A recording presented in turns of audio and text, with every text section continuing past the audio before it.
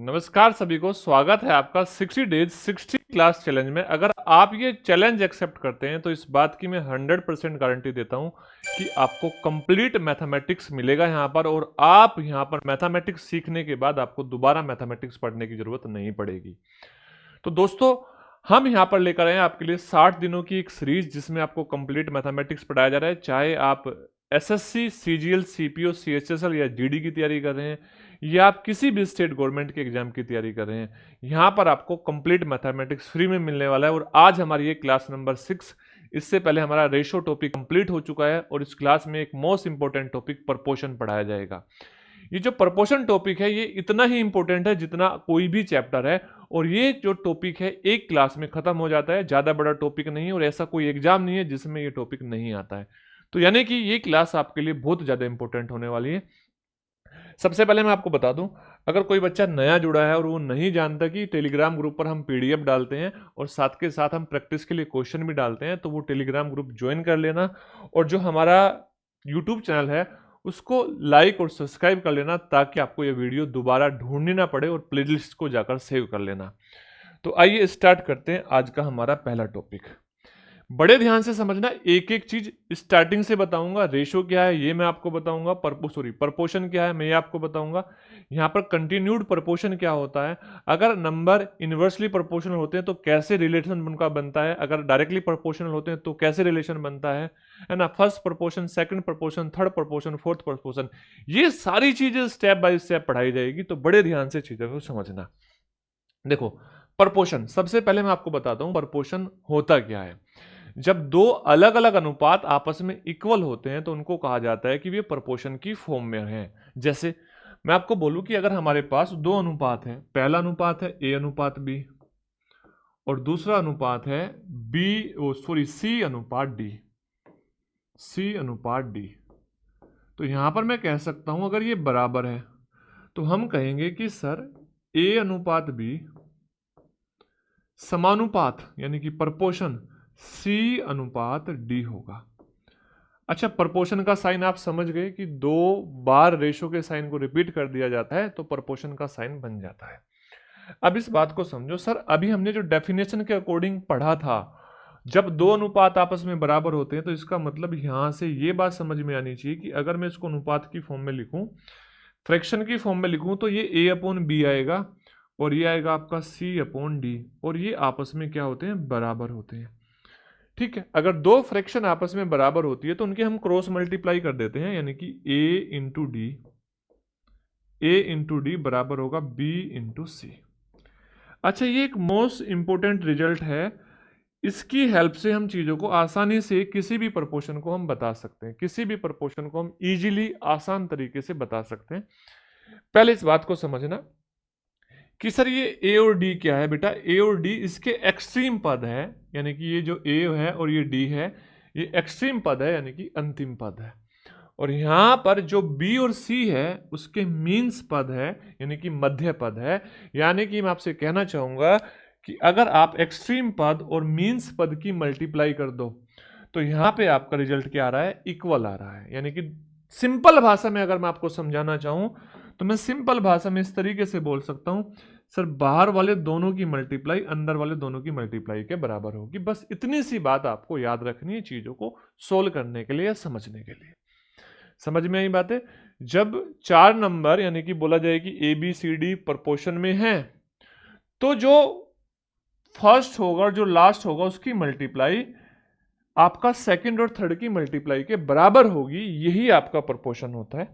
आइए, क्या इससे रिलेटेड क्वेश्चन पेपर में पूछे जाते हैं? हाँ बेटा, इससे रिलेटेड क्वेश्चन पूछे जाते हैं। जैसे बोल रहा है इफ फोर नंबर, आपको यहां पे बोल रहा है चार नंबर के बारे में बता रहा, four number 39, 117, 17 and y are in proportion. Are in proportion इसका मतलब क्या है? इसका मतलब ये है कि 39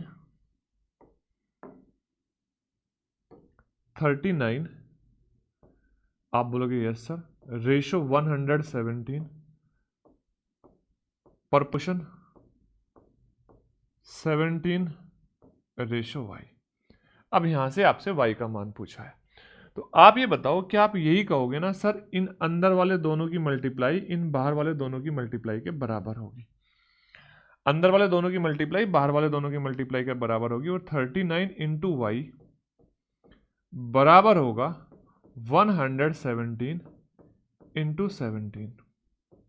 यस या नो? अच्छा 39 से अगर मैं इसको देखूं, 39 से इसको मैं देखूं 3 बार कट जाएगा, तो जो y का मान आएगा वो आएगा 17 या 51, और option number B that is your correct answer. Simple C language. अच्छा इसके पीछे और भी रीजन होते हैं, जैसे मैं आपको बताऊं, आप ऐसे भी कर सकते थे, सर ये इसका कितने गुना है, तो आप बोलोगे सर ये इसका 3 टाइम्स है। ठीक है बेटा, तो ये कितने गुना होगा, तो आप बोलोगे सर ये भी 3 टाइम्स होगा, और 3 टाइम्स कितना हो जाएगा, 51 हो जाएगा। लेकिन बेटा आजकल एग्जाम में इतने आसान डाटा नहीं आते कि आप देखते ही समझ जाओ कि कितने गुना होगा। डाटा कुछ कॉम्प्लिकेटेड आते हैं, मैं आपके सामने वो डाटा भी लेकर आऊंगा, तो वो कॉम्प्लिकेटेड डाटा आते हैं, तो वहां पे हम डायरेक्टली चीजों को नहीं कर पा रहे होते हैं, या तो कंफ्यूज हो जाते हैं, या लेंदी प्रोसेस हो जाती है। तो बेटर है आप इस बात को ध्यान रखना कि अंदर वालों की दोनों की मल्टीप्लाई बाहर वालों की दोनों की मल्टीप्लाई के बराबर होगी। क्वेश्चन नंबर 2 देखो, एक्चुअल में मैं आपको बताऊं, जो आपके सामने प्रपोर्शन लिखा हुआ है ये कंटिन्यूड प्रपोर्शन है।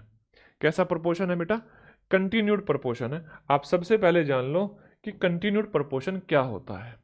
ठीक है बेटा, क्या होता है कंटिन्यूड प्रपोर्शन, इसको हम बोलते हैं सतत अनुपात। कैसा बोलते हैं, सतत अनुपात। व्हेन 2 और more than 2 ratios are continued in such a way that second term of the first ratio is the first term of the second ratio. यानी कि कंटिन्यूड रेशो कब कहलाएंगे, देखो यहां पे एग्जांपल भी दिया है, हमारे पास एक रेशो ये है ए रेशो बी, और दूसरा बी रेशो सी है। आप देखो फर्स्ट वाले की जो सेकंड टर्म है, जो फर्स्ट वाले की सेकंड टर्म है, और जो सेकंड वाले की फर्स्ट टर्म है वो ही सेम है।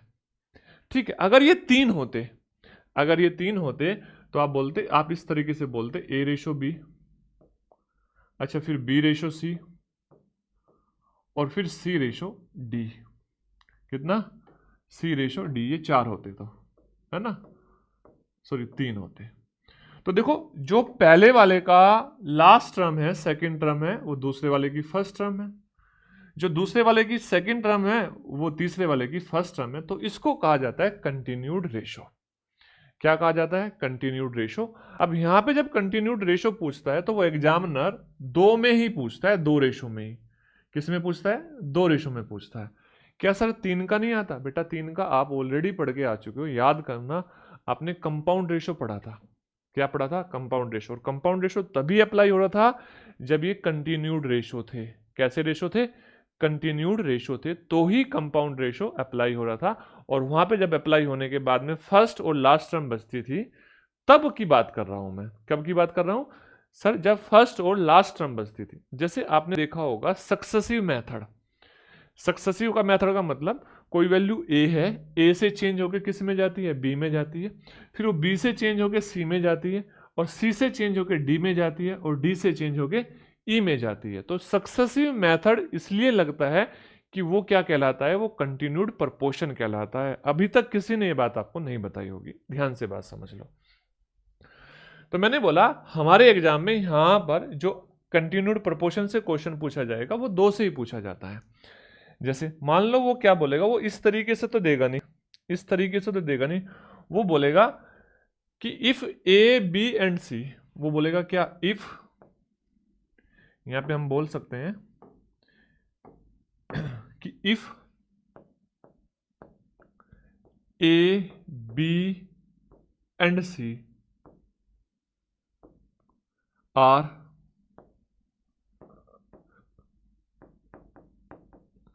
कंटिन्यूड प्रपोर्शन, तो क्या होगा बेटा, क्या होगा अगर ये कंटिन्यूड प्रपोर्शन हो गए, तो आप बोलोगे सर ए रेशो बी समानुपात बी रेशो सी, ये कंटिन्यूड प्रपोर्शन है। अब बताओ अंदर वालों की दोनों की मल्टीप्लाई और बाहर वालों की दोनों की मल्टीप्लाई बराबर होगी, तो इसका मतलब जो बी स्क्वायर है, जो बी स्क्वायर है वो ए इंटू सी हो जाएगा। यस या नो। और अगर मैं b की बात करूं तो वो बेटा √a/c हो जाएगा, जो कि आपको यहां पे लिखा हुआ भी है। ठीक है, इस कंटिन्यूड प्रपोर्शन को एक बात और ध्यान रखना, इस कंटिन्यूड प्रपोर्शन को हिंदी में देखो सतत अनुपात तो बोला ही जाता है, एक नाम और दिया जाता है निरंतर अनुपात, निरंतर समानुपात। यस या नो, क्या बोला जाएगा? निरंतर समानुपात। तो आप बड़े ध्यान से इस बात को समझ लेना, जो हिंदी मीडियम वाले हैं वो यहां पर निरंतर समानुपात भी दिया जाएगा, और इंग्लिश में इसको एक नाम और दिया जाता है कांस्टेंट प्रोपोर्शन। ठीक है, आप फिर भी इसको इंग्लिश वाले को तो छोड़ देना, क्योंकि इतना जरूरी नहीं है, कंटिन्यूड प्रोपोर्शन ही जरूरी है, यही आपको आएगा। ठीक है ना, डन है बातें। निरंतर अनुपात, तो आप इस क्वेश्चन को कर लोगे। जैसे एक्चुअल में जो नेक्स्ट क्वेश्चन है आपका, जो नेक्स्ट क्वेश्चन है जो हमने अभी अभी छोड़ा था, आप इस बात को समझो। यहां से क्या समझना है सर? ये हमारे, अगर इनको बोलूं 405 और y और 125, ये एक्चुअल में कंटिन्यूड प्रोपोर्शन है। क्या है बेटा? कंटिन्यूड प्रोपोर्शन है। इसको हम बेसिक से भी समझ सकते हैं, सोल्व कर सकते हैं, और कंटिन्यूड से भी कर सकते हैं। बेसिक क्या है? इन दोनों की मल्टीप्लाई करो और इन दोनों की मल्टीप्लाई करो, यानी कि y² का मान आपका क्या आ जाएगा? 405 और इंटू 125। अब ध्यान से देखो, अगर मैं आपसे बोलूं कि y का मान बता दो, तो आप बोलोगे इनका अंडर रूट कर दो। लेकिन मैंने एक बात देखी, 81 अपने आप में परफेक्ट स्क्वायर है, और ये 81 से कट जाता है, तो मैं यहां बोलूंगा 81 इंटू 5, और यहां बोलूंगा 5 इंटू 125, 125 नहीं, 5 इंटू 25। 125 को मैं 5 इंटू 25 लिख सकता हूं। अब बड़े ध्यान से इस बात को समझो कि अगर मुझे y का मान बताना है, तो 81 को बाहर निकालूंगा तो 9 आएगा। अच्छा, यहां से क्या आ जाएगा? आप बोलोगे यहां से 5 आ जाएगा, और इस 25 को बाहर निकालूंगा, यहां से भी 5 आ जाएगा। देखो 25 गुणा 9, तो y का जो मान आया वो आया 225, 225। ऑप्शन नंबर ए आपका करेक्ट आंसर हो गया। तो आपने देखा कंटिन्यूड प्रोपोर्शन क्या होता है, ये आप बता सकते हो। जैसे मैं इस क्वेश्चन को इस तरीके से बोल सकता था कि if 405 y and 125 are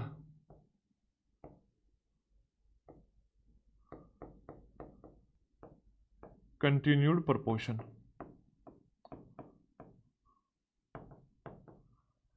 then find y, then find y। अच्छा, क्वेश्चन तो सेम ही था, बस समझने वाली बात थी। तो आप बताओ y का मान क्या आ जाता? आप बोलोगे y का मान आ जाता 225। यस या नो? बताओ बेटा, बात समझ गए? आप बोलोगे हाँ सर, बात हम समझ गए। कि अगर आपसे कहा जाए कि 405 y और 125 कंटिन्यूड प्रोपोर्शन है, तो y का मान आप बताओ, तो आप बोलोगे y बराबर अंडर रूट 405 इंटू 125। और वही हमने यहाँ पे सोल्व किया कि 405 और 125 का अंडर रूट किया तो 225 आया। कितना आया बेटा? 225 आया। आप बोलोगे यस सर, बात समझ में आ गई। देखो, CDS 2019 और SSC CGL टायर 1 2022 में आया है, सेम क्वेश्चन है। क्वेश्चन क्या है बेटा? बड़े ध्यान से इस बात को समझना कि आपको बोल रहा है कि 4a, यहां पे देखो बेटा, आपको बोल रहा है कि 4a प्लस, एक मिनट, कि 4a प्लस 7b और 4c माइनस 7d। ठीक है बेटा, इसी प्रकार से यहां पर बोल रहा है कि 4a माइनस 7d और यहां पर 4c माइनस 7d, 7b और 7d। अच्छा, एक बात बताओ बड़े ध्यान से, अगर मैं एक काम कर लूं कि ये 4a में 7b ऐड हो रहा है, इधर देखना बेटा, 4a में 7b ऐड हो रहा है। आप बोलोगे यस सर, क्लियर है। अच्छा बताओ बेटा, मैं इसको इधर ले आऊं, इसको इधर ले आऊं तो ये भाग में चला जाएगा, तो आप बोलोगे 4a प्लस 7b हो जाएगा, सॉरी -7b हो जाएगा, -7b हो जाएगा। ठीक है, आपसे करेक्ट है बात। अच्छा बेटा आगे देखो ध्यान से, अब उधर क्या था, 4c plus 7d, 4c plus 7d, yes या नो, 4c प्लस 7d, तो ये 4c माइनस 7d उधर चला जाएगा, 4c माइनस 7d उधर चला जाएगा। ये बेसिक सी बात आप कर सकते हो, और मैंने सिर्फ इसलिए किया कि मुझे पहले से थोड़ी सी चीज पता होनी चाहिए थी। सर मुझे पता होना चाहिए था CND रूल। क्या पता होना चाहिए था? CND rule. ध्यान से बात को समझना, ध्यान से बात को समझना, CND रूल है क्या, इस बात को समझो। देखो बेटा, अगर हमारे पास A upon B is equal to C upon D है, तो अगर मैं यहां अप्लाई करूं CND रूल,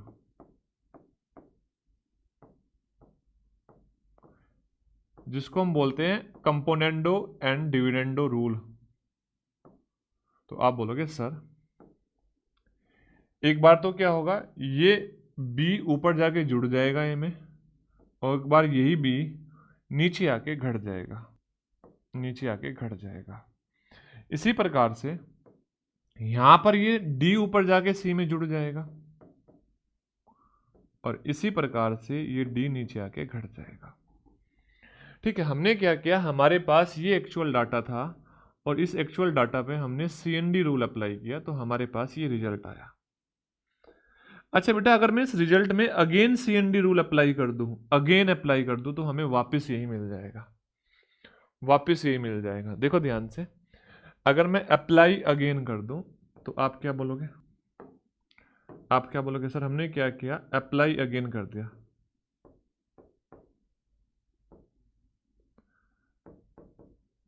तो देखो A प्लस B में ये नीचे वाला ऊपर जाके जुड़ जाएगा, तो आप बोलोगे sir plus A minus B upon A plus B और माइनस A और प्लस B नीचे आके घट जाएगा। अच्छा बराबर में क्या आएगा, बराबर में सर C प्लस D, अच्छा उसके बाद में प्लस C माइनस D आएगा। क्यों आया? क्योंकि ये ऊपर जाके जुड़ गया। अब नीचे आके घटेगा, तो C plus D minus C plus D आया। अब देखो बेटा ध्यान से, यहाँ पर क्या हुआ कि हमने देखा B से B कट गया, और यहाँ पर हमारा A से A कट गया, इसी प्रकार से D से D कट गया, और नीचे C से C कट गया, तो क्या बचा, ऊपर बचा 2A अपॉन 2B, और नीचे बचा कितना, आप बोलोगे सर 2C अपॉन 2D। देखो C से ये 2 से 2 कट गया, अब ये आया A अपॉन B और बराबर C अपॉन D। ध्यान से बात समझना, ध्यान से बात समझना। एक्चुअल में जब हम दोबारा CND रूल अप्लाई करते हैं, जब भी आपके सामने ऐसे सिचुएशन आए, तो आप देखना बेटा, एक बार आप लिख देना सर A के बटे B और बराबर हो जाएगा C के बटे D। आप ऐसा लिख सकते हो, आप ऐसे लिख सकते हो A के बटे B और C के बटे D। आप बोलोगे हाँ सर। अब देखो, आप अपने क्वेश्चन में कुछ ऐसा ही कर सकते हो, यानी कि आप यहां से बोल सकते हो सर 7A नहीं 4A अपॉन 7B। अच्छा बराबर, ध्यान से बात समझना, सर यहां पर हम लिख सकते हैं 4C अपॉन 7D। अब देखो जरूरी नहीं है ऊपर नीचे कटेंगे, सर यहां भी हम ये 7 से 7 काट सकते हैं, और बेटा 4 से 4 काट सकते हैं। क्लियर है? यस या नो? डन है बातें? आप बोलोगे हाँ सर। तो यहां से क्या बनेगा सर, ये बन जाएगा A अपॉन B और बराबर C अपॉन D। ए अपॉन बी बराबर सी अपॉन डी। अच्छा, अगर मैं इसको लिखना चाहूँ, अगर मैं लिखना चाहूँ इसको एक और लिख सकता था, एक तरीके से और लिख सकता था। क्या तरीका था सर? सी को इधर ले आऊँ, मान लो ए अपॉन सी बराबर बी अपॉन डी, मैं ऐसे भी लिख सकता था। अब वो एग्जामिनर के ऊपर था, वो आपको ऑप्शन में ये दे रहा था या ऑप्शन में ये दे रहा था। ठीक है, तो आप बताओ आपको ऑप्शन में क्या दिया? आपको दिया ए अपॉन बी बराबर सी अपॉन डी, यानी कि ऑप्शन नंबर ए आपका करेक्ट आंसर उसने कर दिया। ऑप्शन क्या कर दिया? ऑप्शन नंबर ए आपका करेक्ट आंसर कर दिया। तो अगर मान लो ऑप्शन नंबर ए ना देता और वो इसको दे देता तो बेटा ये भी आपका करेक्ट आंसर था। तो यानी कि इसको हम इस तरीके से लिख सकते हैं। हमने क्या किया? हमने इस सी को इधर बटे में ले आए और इसको उधर ले आए। यस या नो? अच्छा बेटा, अब मान लो इस डी को मैं इधर ले आऊं। देखो लिखने के तो बहुत सारे तरीके हैं। इस डी को ऊपर ले जाऊं, आप बोलोगे डी अपॉन सी, यानी कि इसको जस्ट उल्टा लिख दो और यहां पे क्या बेटा? बी अपॉन ए। इसी चीज को लिखने के बहुत सारे तरीके हैं, बहुत सारे तरीके हैं, लेकिन इनमें से ये सीधा सीधा मिल रहा है कि ए अपॉन बी और सी अपॉन डी आपका यही सही उत्तर है। तो उम्मीद करता हूं यहां तक की बात समझ में आई होगी। ठीक है, आप बोलोगे हाँ सर। चलो बेटा देखो ध्यान से, in a proportion first second third and fourth term are 51, 68 and 108, what is the third proportion? देखो बेटा, फर्स्ट टर्म कितनी है? आप बोलोगे 51 है। यस या नो? सेकंड टर्म 68 है। ओके, आपसे थर्ड टर्म पूछिए, मान लो x है, मान लो x है, और आपको फोर्थ टर्म फिर दी है कितना? आप बोलोगे 108। अब आप सभी जानते हैं कि सर अगर मैं यहाँ पे इनको सोल्व करना चाहूँ, अंदर वालों की दोनों की मल्टीप्लाई करूंगा और बाहर वालों की दोनों की मल्टीप्लाई करूंगा, अंदर वालों की दोनों की मल्टीप्लाई करूंगा और बाहर वालों की दोनों की मल्टीप्लाई करूंगा, तो यहां से आप देखोगे 68 इंटू एक्स बराबर हो जाएगा 108 इंटू 51। अब x का मान अगर मुझे बताना है तो 108 108 इंटू 51 बटे 68 को सोल्व करना पड़ेगा। अच्छा, आप देखोगे 68 17 से कट जाएगा 4 टाइम्स और ये 17 से 3 टाइम्स कट जाएगा। अच्छा, ये 17 से 24 से 27 टाइम्स कटेगा और 27 इंटू 3 दैट इज 81, और आपके क्वेश्चन का 81 करेक्ट आंसर हो जाएगा। 81 आपके क्वेश्चन का करेक्ट आंसर हो जाएगा। ये आपके क्वेश्चन का मेरे भाई बिल्कुल सही उत्तर होगा। तो अभी तक बस आपने इतनी सी बात जानी कि रेशो क्या है, प्रपोर्शन क्या है, और यहाँ पर आपने जाना कंटिन्यूड प्रपोर्शन क्या है।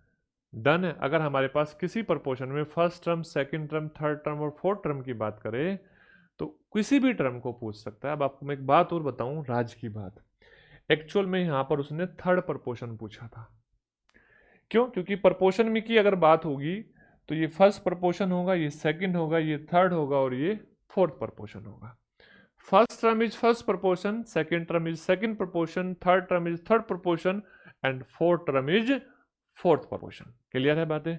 आप बोलोगे हाँ सर, बात बिल्कुल सही है। अब देखो बेटा, यहां पर आपसे पूछ रहा है क्या? देखो, जब चारों होंगे तो आप इजीली बता ही दोगे, कोई डाउट है ही नहीं। लेकिन जब आपको कोई भी दो वैल्यूज देके उसका तीसरी चीज पूछी जाएगी, जैसे फॉर एग्जांपल आपके सामने ये है, क्या है ये? सर आपसे फर्स्ट प्रपोर्शन पूछ लिया जाए, क्या पूछ लिया जाए? First proportion. कैसे देगा? देखो पहले तो आपको समझना होगा कि एक्स अगर फर्स्ट प्रपोर्शन है तो पहले तो आप ये देख लो कि आप ये बात समझ लो कि x is the first proportion of A B and C. A B and C, ये बात समझ लो। देखो लिखा है x is called the first proportion of A B and C. तो अगर ए बी सी का फर्स्ट प्रपोर्शन होगा तो आप देखो बेटा ध्यान से, x फर्स्ट नंबर पर होगा, ए सेकंड नंबर पर होगा, बी थर्ड नंबर पर होगा और सी फोर्थ नंबर पर होगा। यस या नो? अगर हम इसको सिंप्लीफाई करें, आपको पता है कि सर x इंटू सी बराबर हो जाएगा a into b, a into b. अगर हमें x का मान बताना है तो आप बोलोगे a इंटू बी अपॉन सी। ये तो तब है जब कहानी कितनों की है, चारों की है, कहानी चारों की है। लेकिन यहां पे बेटा आपसे बहुत बार अगर ऐसा बोल दिया जाए कि x इज फर्स्ट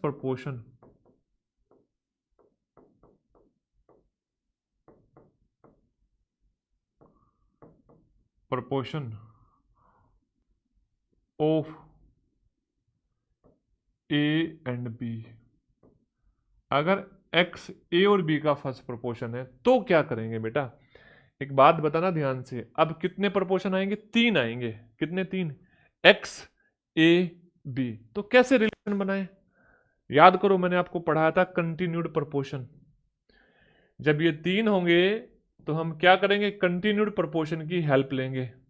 किसकी हेल्प लेंगे सोल्व करने के लिए, कंटिन्यूड प्रोपोर्शन की हेल्प लेंगे, निरंतर अनुपात की हेल्प लेंगे। तो ध्यान से बात समझना, अगर ये 3 ही है तो हमेशा ये कंटिन्यूड प्रोपोर्शन में होंगे। दोबारा सुन लो, अगर ये 3 ही है तो कंटिन्यूड प्रोपोर्शन में होंगे। जैसे अब देखो, आप ये बोल सकते हो सर x अगर फर्स्ट प्रोपोर्शन है, x का जो रेशो a के साथ में होगा वही बेटा a का रेशो b के साथ में होगा। मतलब जो पहले का लास्ट टर्म होगा वही दूसरे वाले अनुपात की फर्स्ट टर्म होगी। यही कंटिन्यूड प्रोपोर्शन है। अब देखो यहां से अगर मैं आपसे बोलूं कि x इंटू बी बराबर क्या आएगा, ए स्क्वायर, और x का अगर मान बताना है तो आप बोलोगे ए स्क्वायर बटे बी।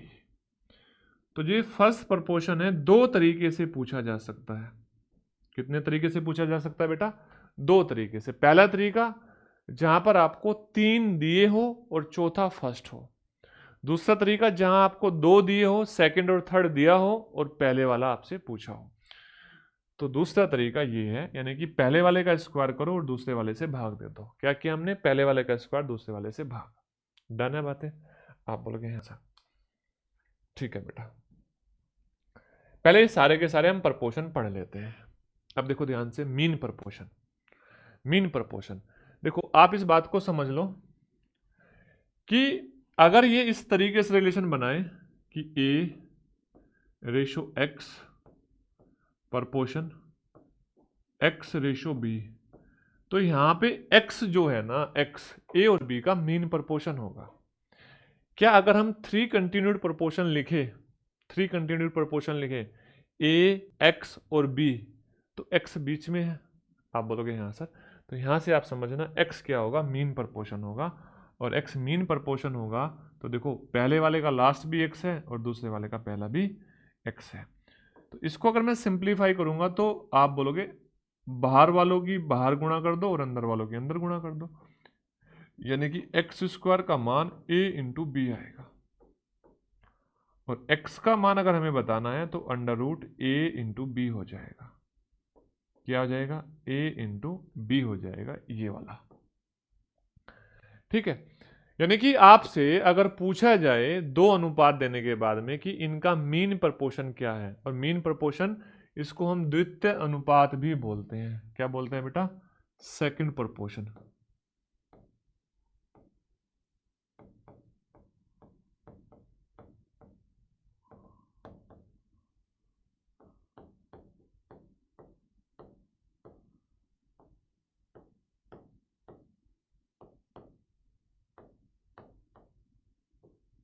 द्वितीय समानुपात भी बोलते हैं।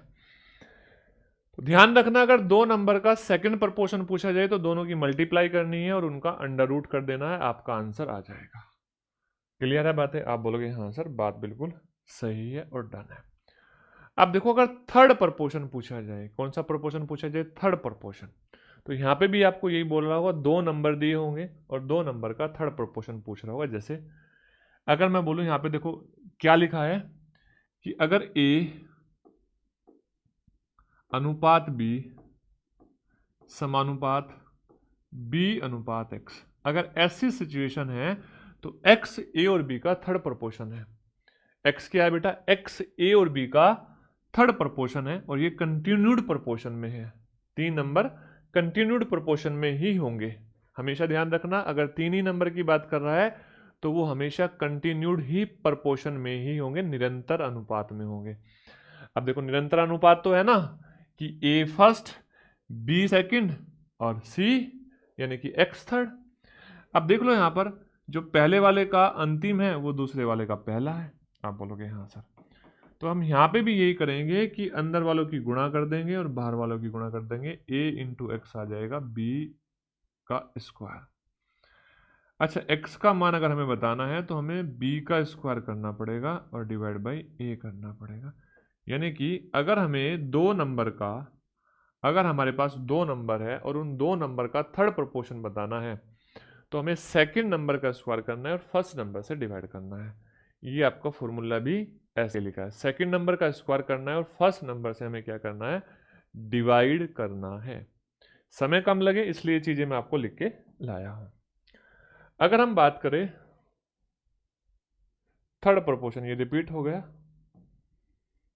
इसको डिलीट कर देते हैं हम। बात करते हैं हम फोर्थ प्रोपोर्शन की।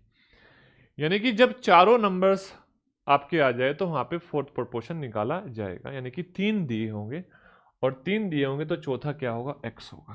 फोर्थ नंबर का क्या होगा, x होगा। तो आप देखो अगर पहला a है, b है और समानुपात c अनुपात x है तो यहाँ पे जो x है बेटा वो आपका फोर्थ प्रोपोर्शन है। x क्या है, फोर्थ प्रोपोर्शन है। तो आप बताओ क्या करोगे यहाँ से, आप बोलोगे सर a इंटू एक्स बराबर होगा b इंटू सी। अच्छा, x का मान कैसे बताओगे, आप बोलोगे b into C upon a कर देंगे। अगर आपके पास 3 नंबर का फोर्थ प्रोपोर्शन आपसे पूछा है तो सेकंड की और थर्ड की मल्टीप्लाई करेंगे और डिवाइड बाई फर्स्ट कर देंगे। क्या करेंगे, सेकंड की और थर्ड की मल्टीप्लाई करेंगे और डिवाइड बाई फर्स्ट कर देंगे। इतनी सी बात आपको समझनी थी। तो आइए अब चलते हैं हम अपने क्वेश्चन के ऊपर जो एग्जाम में आए हैं, बड़े प्यारे प्यारे से क्वेश्चन। देखो यहाँ बोल रहा है कि हमें फर्स्ट प्रोपोर्शन बताना है 2 नंबर का। अच्छा, 2 नंबर का फर्स्ट प्रोपोर्शन है, कितने नंबर है, 3 और 5।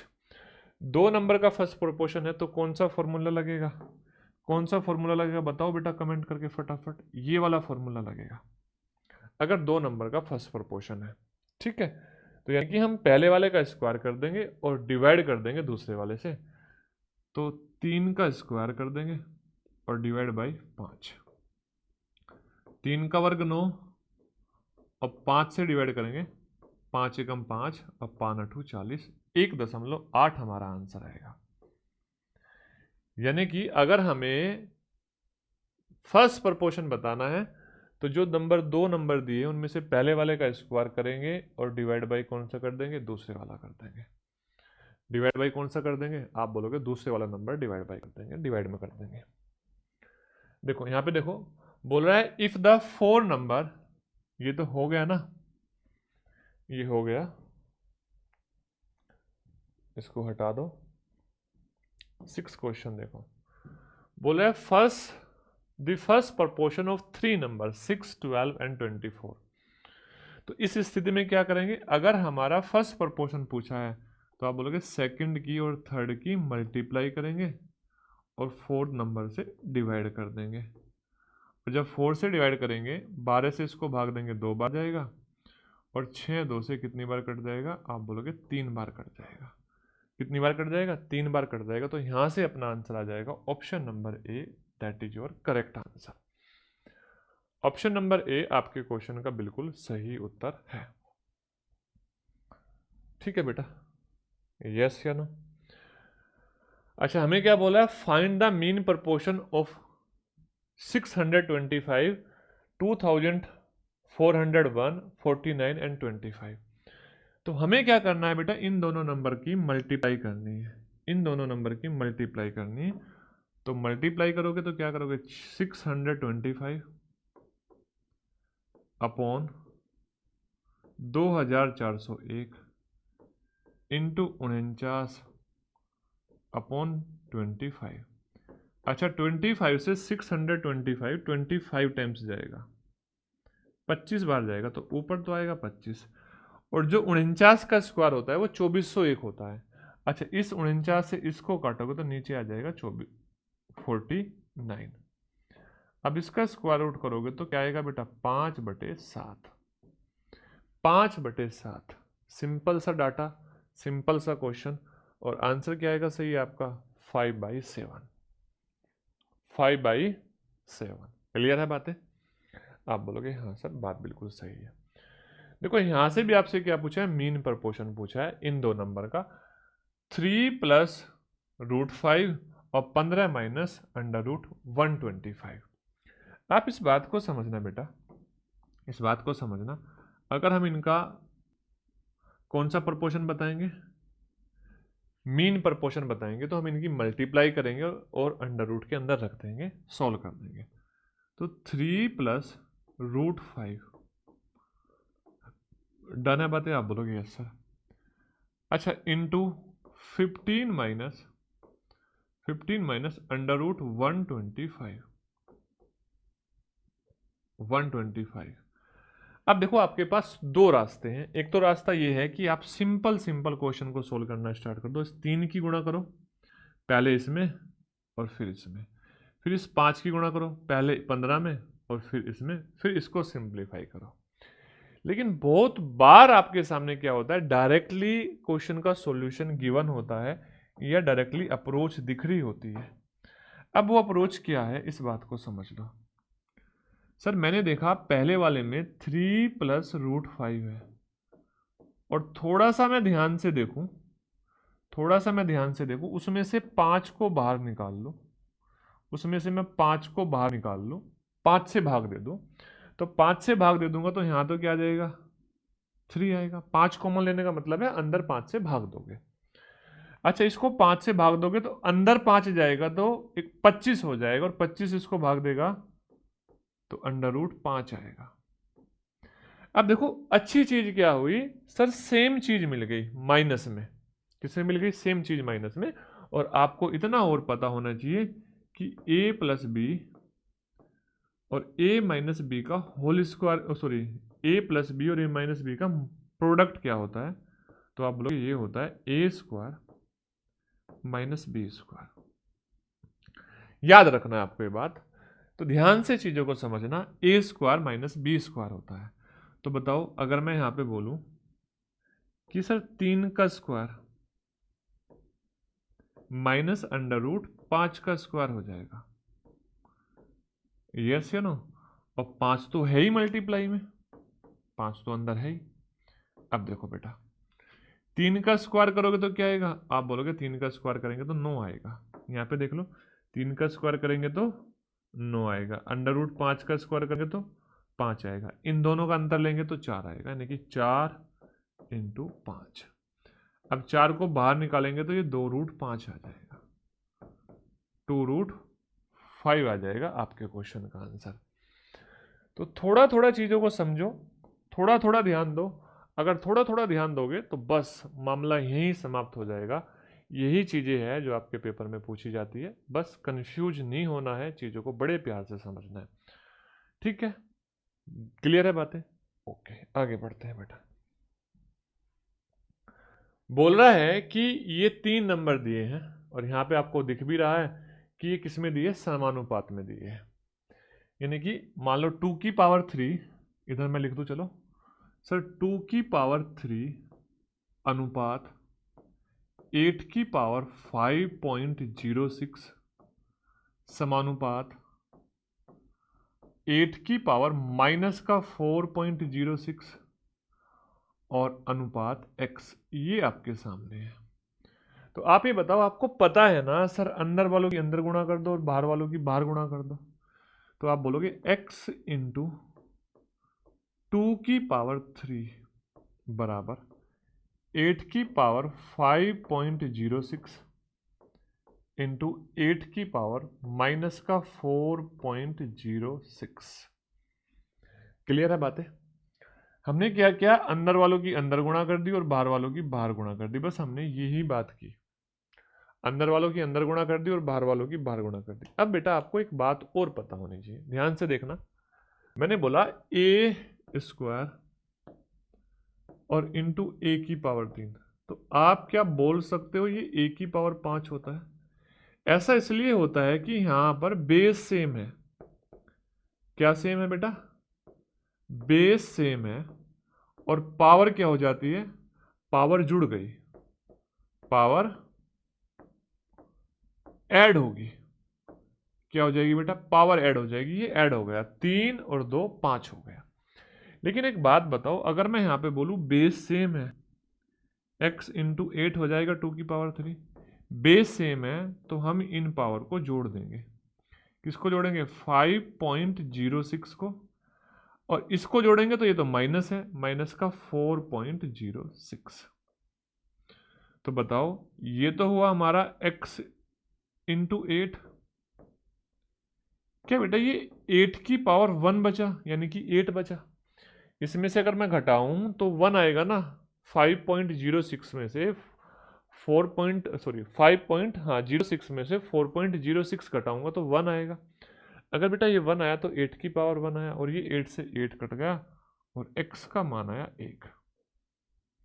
देखो कितना प्यारा सा क्वेश्चन पूछा था एसएससी CHSL 2024 में। अब बताओ, आपने अगर एक पहली ही क्लास ली थी, पहली क्लास भी छोड़ो, 10 मिनट समझा था, मात्र 10 मिनट समझा था, और आपने बेसिक आपको करना आता था, तो आप इस क्वेश्चन को कर देते। बहुत सारे बच्चे ऐसे होंगे कि ये पावर देख के ही घबरा गए, अरे पता नहीं क्या दे दिया, माइनस में प्लस में, हमने तो ऐसा पढ़ा ही नहीं। तो ये कॉन्फिडेंस डाउन हो जाता है उससे बच्चे का। आपको मैं बता रहा हूँ, कुछ नहीं है, मैथमेटिक्स सीखना है, मैथमेटिक्स सिखा रहा हूँ आपको, हर चीज़ सिखा रहा हूँ, क्वेश्चन प्रैक्टिस करने के लिए दे रहा हूँ, तो कर लो, मौका है, दोबारा नहीं मिलेगा और कहीं नहीं मिलेगा। ठीक है? देखो एक्चुअल में क्या होता है ना, ध्यान से बात समझना, मैं आपको एक बात बोल रहा हूँ।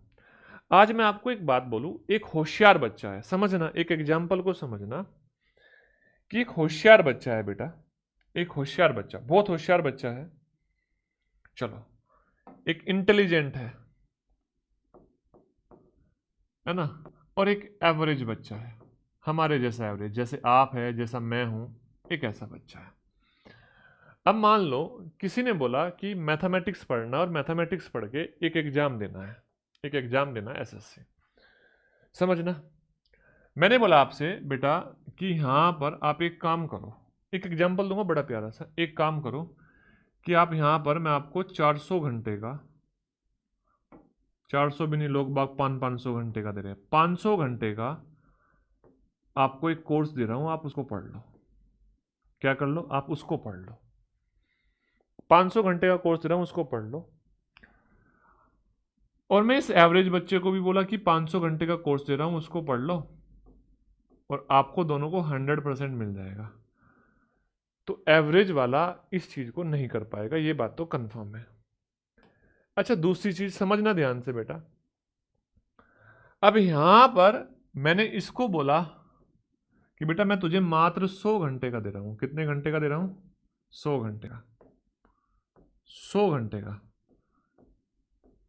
कितने घंटे का बेटा? 100 घंटे का।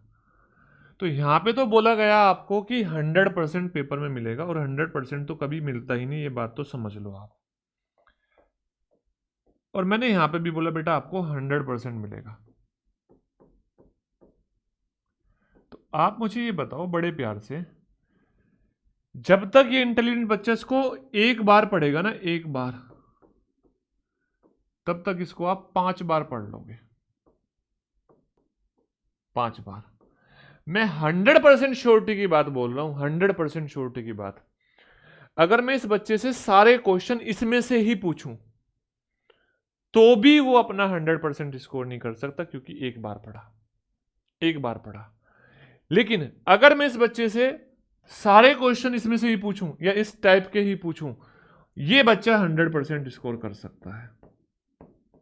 ये बच्चा, एवरेज बच्चा 100% स्कोर कर सकता है, इंटेलिजेंट नहीं कर पाया। समझ लो, ये माया है आपको ज्यादा चीजें दिखा के, ज्यादा चीजें दिखा के कि हम तो बहुत ज्यादा पढ़ा रहे हैं, ये हो रहा है, वो हो रहा है। नहीं, आप यार, मैथमेटिक्स है, जब हमें पढ़ाया गया था ना, हम भी तो स्टूडेंट थे, हम भी तो पढ़ा रहे हैं। जब हमें पढ़ाया गया था भाई, 60 घंटे में तो सिलेबस खत्म कर दिया था मैथमेटिक्स का, हम भी पढ़े थे। तो आपको क्या करना है, आपको बेटा मैथ सीखना है, ना कि रट्टा मारना है। आप यहां से मैथ को सीखो, रट्टे मारने को कर दो बंद।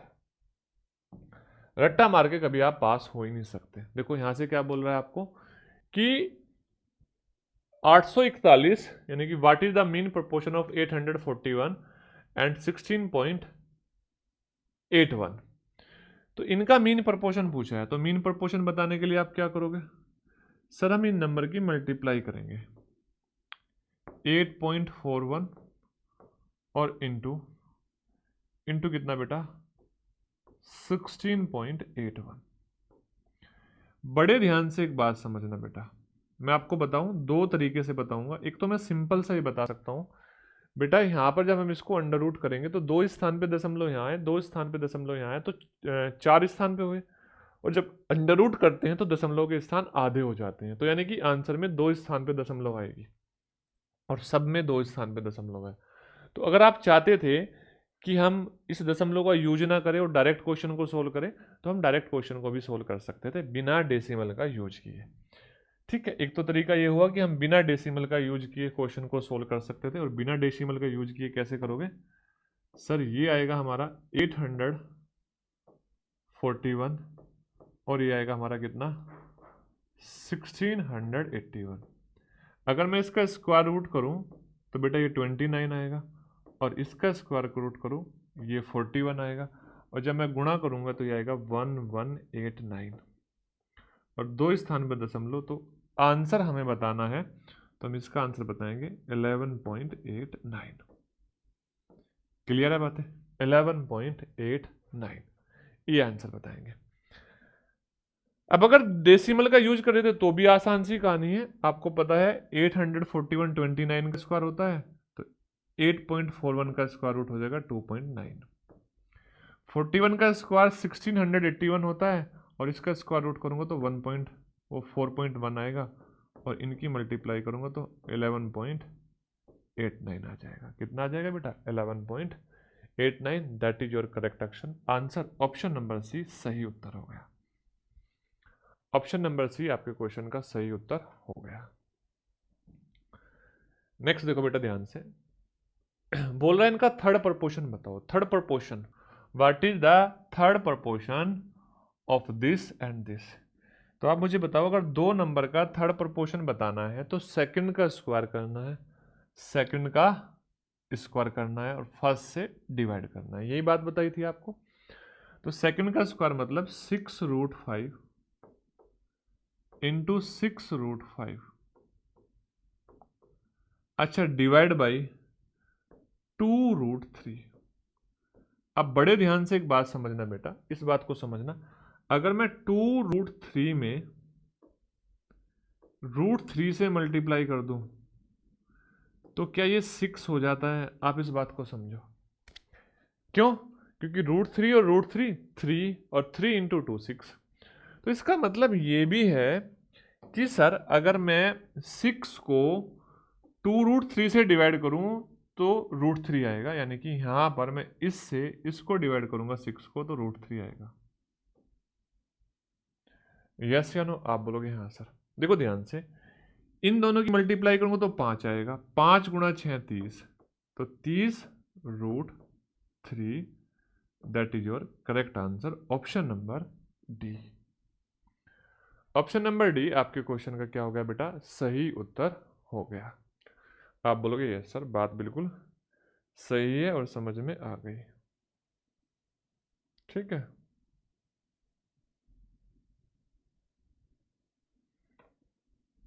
चलो नेक्स्ट देखो, बोल रहे हैं इन नंबर का कौन सा बताना है, फोर्थ प्रपोर्शन बताना है। फोर्थ प्रपोर्शन, पहले तो आप इनको सिंप्लीफाई कर लो। तो 13 गुणा 2 13 इंटू 2 और 1 तो 27/2, ये अपना 27/2 है। अच्छा इसको सिंप्लीफाई करोगे तो 9 चौक 36, 37 3 जुड़ जाएगा 37/4। अच्छा 37 नहीं बेटा 39/4। आप बोलोगे हाँ सर। अच्छा 7 5 35, तो ये तीसरे वाला नंबर क्या हो जाएगा ये हो जाएगा 39/5। तो आप देखो यहाँ का फोर्थ प्रपोर्शन बताना है, तो आपको पता है इन दोनों की मल्टीप्लाई करनी है और इस नंबर से डिवाइड करना है। क्या करना है बेटा, सेकंड की और थर्ड की मल्टीप्लाई करनी है, इन दोनों की तो मल्टीप्लाई करनी है और डिवाइड किससे करना है, इससे। अब मल्टीप्लाई कर दो, 39/4 इंटू 39/5। अच्छा बेटा एक बात बताओ, अगर मैं आपसे बोलूं, ध्यान से समझना मेरी बात, अगर मैं आपसे बोलूं x भाग 27/2, तो क्या हम इसको लिख सकते थे x गुणा 2/27, लिख सकते थे ना? आप बोलोगे हाँ सर, तो इसका मतलब जब हम 27/2 से भाग देंगे तो ये मल्टीप्लाई में चला जाएगा 2/27, 2/27। बड़े ध्यान से बात समझना। देखो अगर मैं इसको 9 से भाग दूं, 9 से ये 3 बार जाएगा। अच्छा 9 कैसे आया होगा, 3 इंटू 3, एक 3 से इसको भाग दे दो 13, दूसरे 3 से इसको भाग दे दो 13, 13 का स्क्वायर 169। अच्छा 2 से ये कट जाएगा कितनी बार, 2 बार, तो यह है आपका 169/30। इसको भाग दोगे तो 5 बार तो पूरा पूरा कटेगा, 19 से साल बचेगा, तो 5 सही 19/30 आपका आंसर आ जाएगा।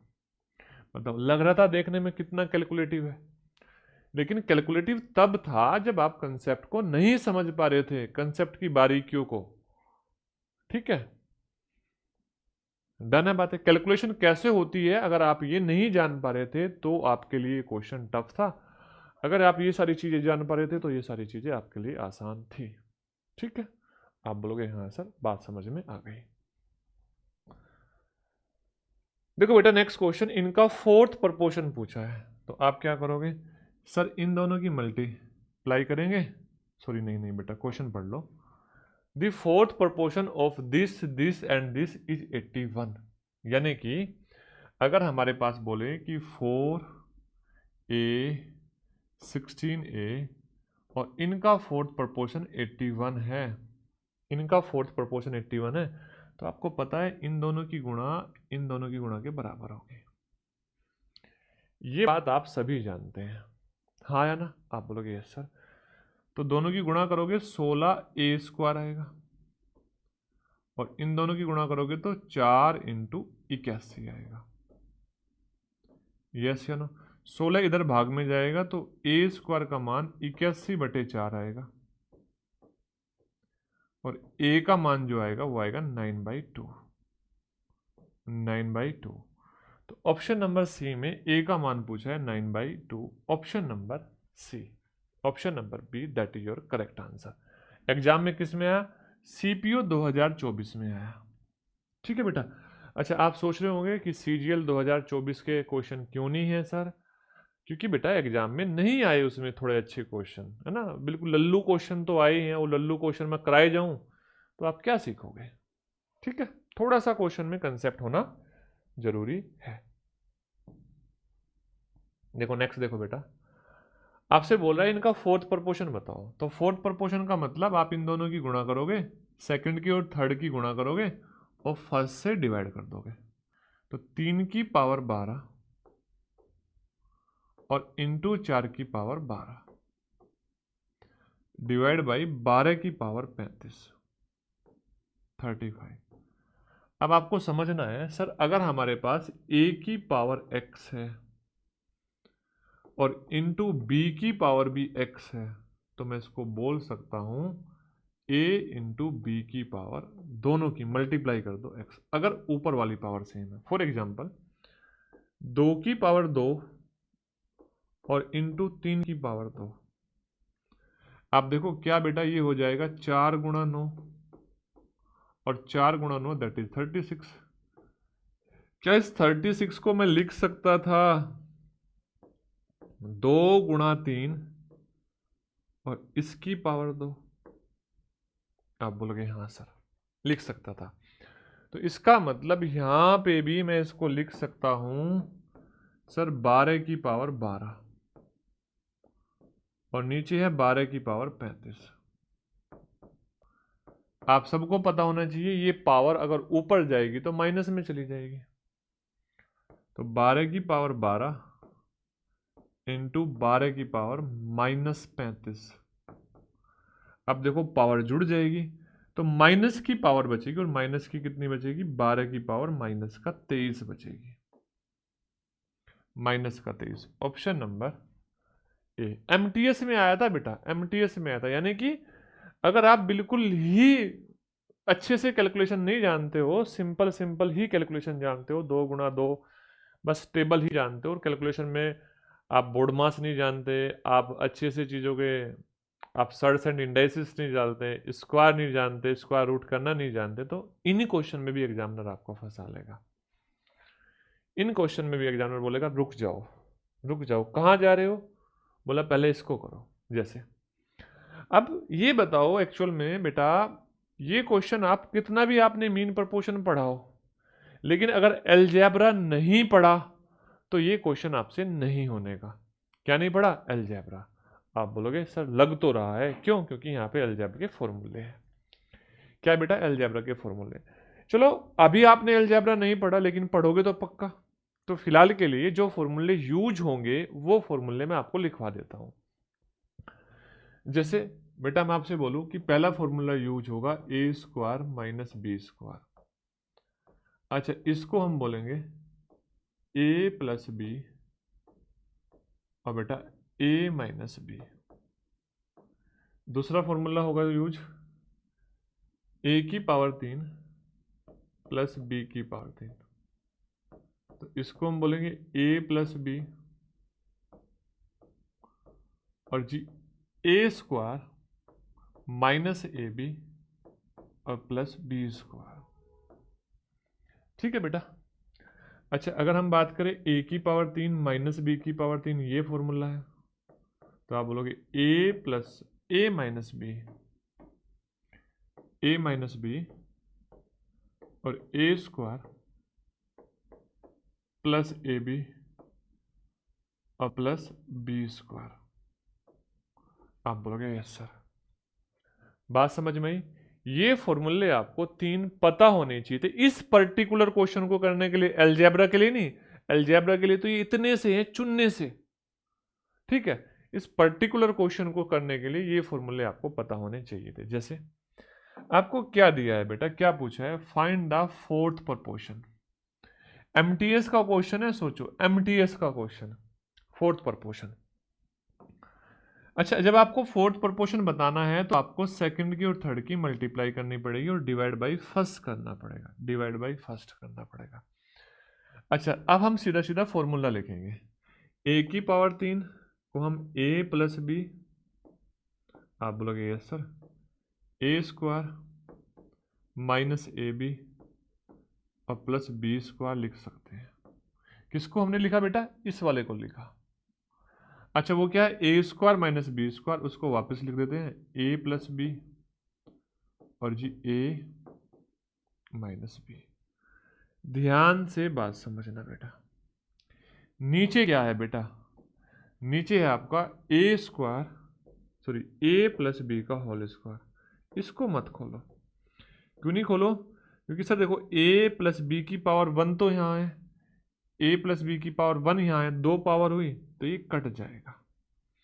ये क्या हो जाएगा, कट जाएगा। पढ़ते पढ़ते हम समझ गए। अच्छा, इसका फॉर्मूला ओपन करो तो आप बोलोगे ये आया a - b, अंदर आएगा a² + ab और +b²। अब देखो क्या बेटा, ये भी कट गया, ये भी कट गया। आप बोलोगे यस सर, ये भी कट गया। हाँ या ना, डन है बात है। आप बोलोगे हाँ सर, बात तो सही है, बिल्कुल डन है। तो आंसर क्या आया, a² - ab + b² ऊपर है, ऊपर वाला माइनस का है, तो यानी कि ये तो है नहीं। अच्छा, दोनों वाले है ना, ये वाला आंसर हो गया। देखो दोनों में ऊपर नीचे है ना, देखो इस बात को ढूंढो, आप इस बात को ढूंढो, ये कहाँ है, और ये कहाँ है। ठीक है, तो ऑप्शन नंबर आपका सी ये करेक्ट आंसर हो जाएगा। उम्मीद करता हूं ये बात आपके समझ में आ रही होगी। ये आपका selection post 12th graduate level का एग्जाम है। 13 का जो अभी चल रहे हैं जिनमें गड़बड़ हो रही है लैब में, ये आपका 12th का है। क्या है बेटा, बोला है फाइंड द रेशो। अच्छा, ये लैंग्वेज बेस्ड वाले क्वेश्चन आ गए। अब अभी तो सीधे सीधे आपको first proportion, second proportion, third proportion पूछा था, लेकिन अब जो क्वेश्चन आ रहे हैं वो लैंग्वेज बेस्ड वाले क्वेश्चन होंगे। ठीक है, बड़े प्यार से इन चीजों को समझना। बोला find the ratio between the fourth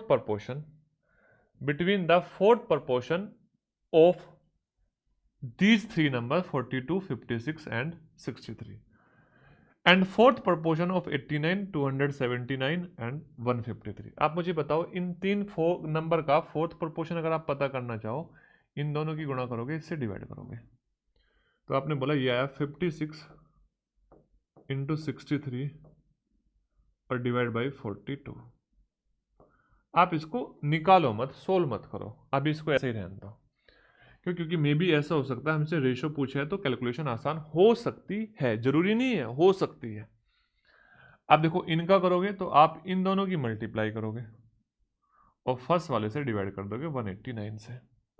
189 तो मल्टीप्लाई किसकी करोगे, 273 मल्टीप्लाई बाई 153 और डिवाइड बाई 189। अच्छा देखना बेटा, ये नंबर 21 से कट गया, 21 से नहीं कटा, 9 से कट गया। पहले तो 9 से कितनी बार, 21 बार। अच्छा 9 से ये नंबर भी कट गया, 9 एकम 9, 9 सते 63। 21 से ये नंबर कट गया, 21 दूनी 42। अच्छा ध्यान से समझना बेटा, 2 से ये नंबर कट गया 28 बार। कितनी बार, 28 बार। अब देखो अगर मैं यहां पर 21 से इसको भाग दूं, 21 से इसको भाग दूं, 21 या 63 आएगा, और 21 से इसको भाग दूं तो 13 आएगा। तो 28 गुणा 3 84 आया, और यहाँ पे 17 गुणा 13 है। इकाई अंक क्या आएगा बेटा, 2 आएगा, 221। 84 और 221, तो जो आपका आंसर आया वो आया 84 और 221। Option number D correct answer हो गया। ऑप्शन नंबर डी आपके क्वेश्चन का बिल्कुल सही उत्तर हो गया। तो थोड़ा सा ध्यान देना, थोड़ा सा चीजों को अच्छे से करना, अच्छे से करोगे तो चीजें मजा आएगा। ध्यान से देखो, ध्यान से बेटा। अगला क्वेश्चन तो एमटीएस का है, लेकिन क्वेश्चन बड़ा प्यारा है। आप एमटीएस मत देखना, क्वेश्चन का लेवल देखना, स्टैंडर्ड देखना। बोला late x be the mean proportional of 25.6 and 32.4 and y be the third proportional of 32 and 48। हाँ या ना, आपसे पूछा है क्या, रेशो 3x रेशो 2y। एक बात बताओ बेटा, अगर मैं आपसे बोलूं कि इनका मीन प्रपोर्शन आप बता दो, x का मान बता दो पहले, तो आप कैसे करोगे? सर हम क्या करेंगे, इन दोनों नंबर की मल्टीप्लाई करेंगे, और मल्टीप्लाई करेंगे तो 25.6 अच्छा इंटू 32.4, इनका स्क्वायर रूट करेंगे। अब एक बात समझना, दशमलव से दिक्कत होने लगती है बच्चों को। मैं आपसे ये कहना चाह रहा हूं, कितने स्थान पे दशमलव है? आप बोलोगे सर 2 स्थान पे है। तो मैं ये कहूंगा आप अपना आंसर जब बताओगे तो एक स्थान पे बता देना, एक स्थान पे दशमलव लगा देना, अभी दशमलव को भूल जाओ। आपने बोला ठीक है सर भूलते हैं। जब हमने दशमलव को भूला तो बेटा ये 18 का स्क्वायर था, तो यहाँ आया 18, यहाँ आया 18, सॉरी 18 नहीं 16 का स्क्वायर था, और ये 18 का स्क्वायर था, तो यहाँ आया 18। अब मैंने बोला दशमलव एक स्थान पे थी, तो आप इनमें से किसी एक नंबर पे एक स्थान पे दशमलव लगा लो। कहाँ लगा ली? मान लो यहाँ पे लगा ली। ठीक है बेटा, यहाँ पे लगा ली।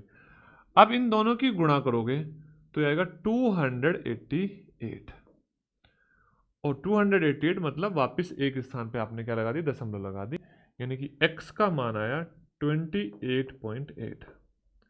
अच्छा, कुछ बच्चे सोच रहे होंगे सर क्या रट रखा है, 18 गुणा 16 रट रखा था या इतनी तेज पहाड़ा पढ़ दिया? नहीं बेटा, ना तो मैंने रटा था ना मैंने पहाड़ा पढ़ा, मैंने कंसेप्ट सीखा था। कंसेप्ट ये था, अगर हम किन्हीं भी दो नंबर की मल्टीप्लाई करें और उनके बीच का डिफरेंस कितना हो बेटा, आप बोलोगे 2 हो। जैसे यहाँ पर 2 है तो इनके बीच में एक नंबर होता है 8, उसका स्क्वायर कर दो और 1 घटा दो, क्या 63 है? बड़े नंबर में ये हेल्प कर रहा है। 17 का स्क्वायर 289 और 1 हमने सब्सट्रैक्ट कर दिया तो 288। तो ये कहानी भी आपके समझ में आई। हमारा किसका मान आया? x का मान। अच्छा, यहां से अब अपना y का मान बताओ। किसका मान बताओ? y। और y क्या है बेटा? इनका थर्ड प्रपोर्शन है। y क्या है? थर्ड प्रपोर्शन है। तो हम सेकंड का स्क्वायर करेंगे 48 इंटू 48 और डिवाइड बाई 32।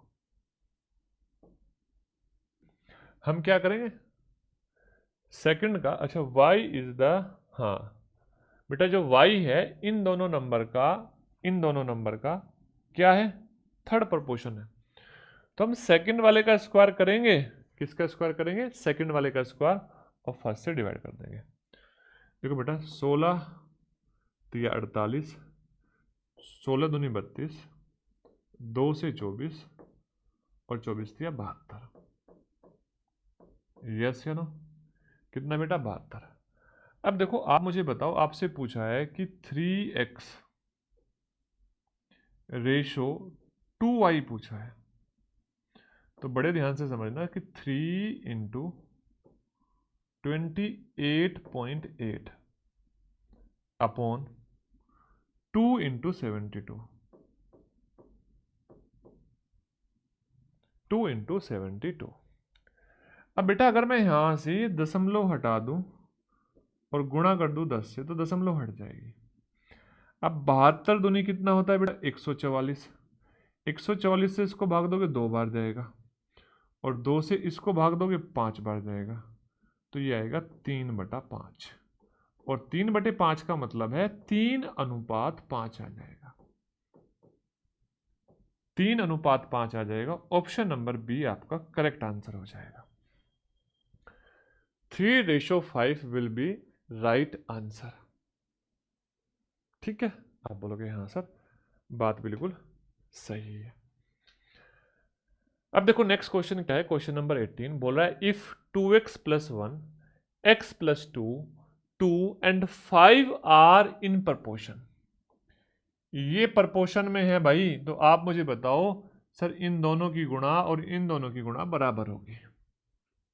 बीच वालों की दोनों की गुणा कर दो और बाहर वालों की दोनों की गुणा कर दो, इक्वल हो जाएगी। अगर ये प्रपोर्शन में है तो यहां से हमें x का मान मिल जाएगा। किसका मान मिल जाएगा? x का मान। Then what is the mean proportion? अब आपसे पूछ रहा है बिटवीन 3.5 इंटू 1 - x, यानी कि x के मान की जरूरत पड़ेगी, एंड 8 इंटू 1 + x। इनके बीच का मीन प्रपोर्शन आपसे पूछा है, हाँ या ना? आप बोलोगे यस सर। देखो बेटा ध्यान से इस बात को समझना। अच्छा, आप बोलोगे सर 2x + 1 और इंटू कितना? इंटू 5 बराबर हो जाएगा x + 2 इंटू 2। यही तो होगा। अच्छा, गुणा करोगे तो यहां से आएगा 10x + 5 बराबर 2x + 4।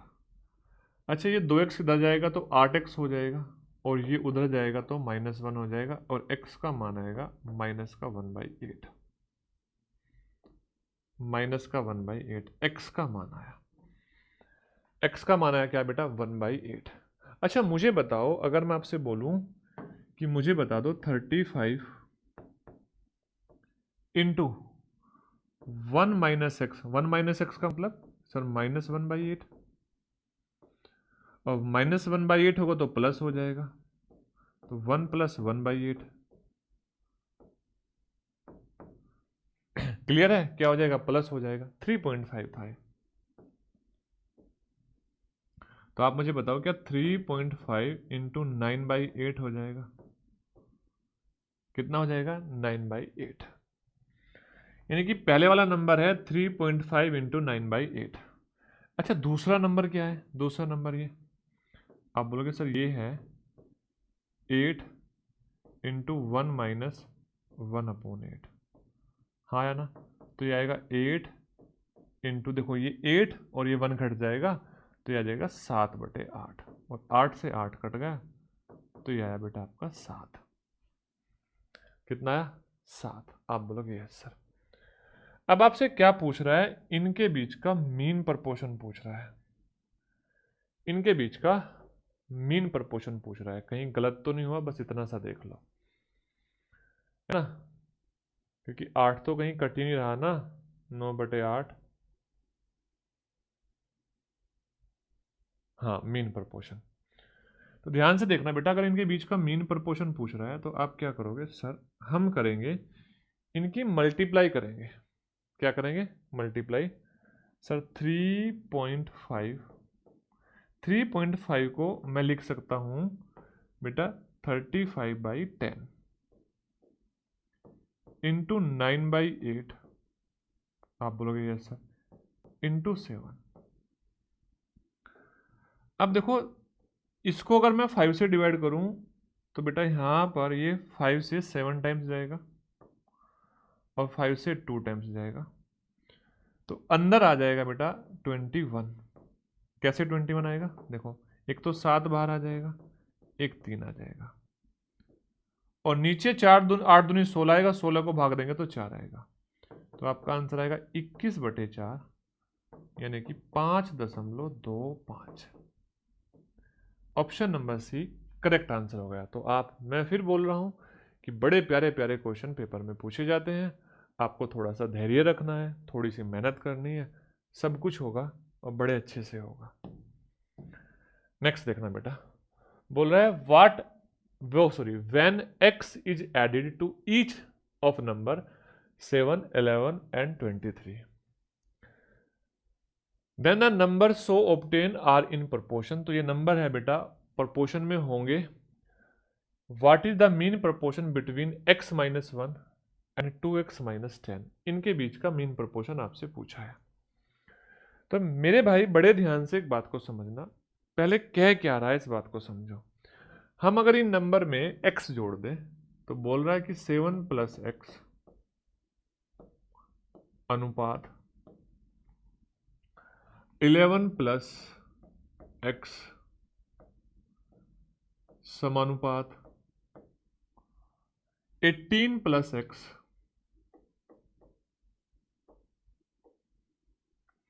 और बेटा यहां से 23 अनुपात 23 + x होगा। अच्छा अगर हमारे पास ऑप्शन में x का मान होता तो हम ट्राई कर सकते थे x की वैल्यू रखने के बाद अपने ऑप्शन को सेटिस्फाई करने की, लेकिन वो भी कभी कभी होता, लेट हो जाता, मतलब समय ज़्यादा लग जाता। अच्छा बेटा देखो मैं आपको वो तरीका बता रहा हूं, देखो आपको जो सिखाया जाता है पहले कान खोल के सुन लो।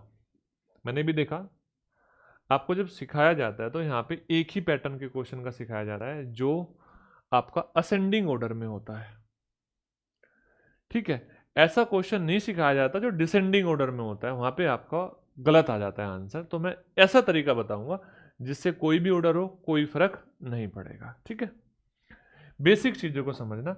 अगर मैं पहले इसकी बेसिक की बात करूं तो इसका बेसिक यही होगा सर, इन दोनों की मल्टीप्लाई और इन दोनों की मल्टीप्लाई बराबर होगी। अगर मैं 7 की मल्टीप्लाई 23 में करूं, 7 दूनी 14 21, तो बेटा 161 प्लस 7x। ओके, अगर बेटा मैं x की करूं तो आप बोलोगे 23x और प्लस x² बराबर। अब 11 की करूं तो 11 की 18 में करूंगा 198 प्लस 11x। अब x की करूंगा प्लस 18x और प्लस x²। तो ये तो x² से x² कैंसिल आउट हुआ। ये बेसिक है बेटा, ध्यान से बात समझ लेना, ये बेसिक है। इसी बेसिक की हेल्प से मैं आपको चीजें सिखा दूंगा। तो ये है 161 प्लस 9x और ये है 198 प्लस 29x। तो बड़े ध्यान से बताओ, ये उधर जाएगा तो क्या 20x हो जाएगा, और ये इधर आएगा, मतलब गलत हुआ है क्या, कहीं गलत हुआ है क्या, 7x 161,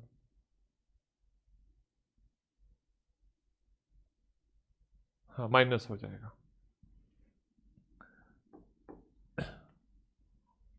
माइनस ही होगा क्या।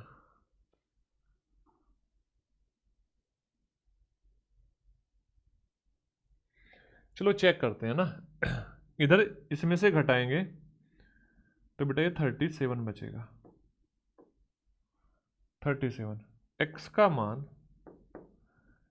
x का मान आ जाएगा बेटा आपका 20/37।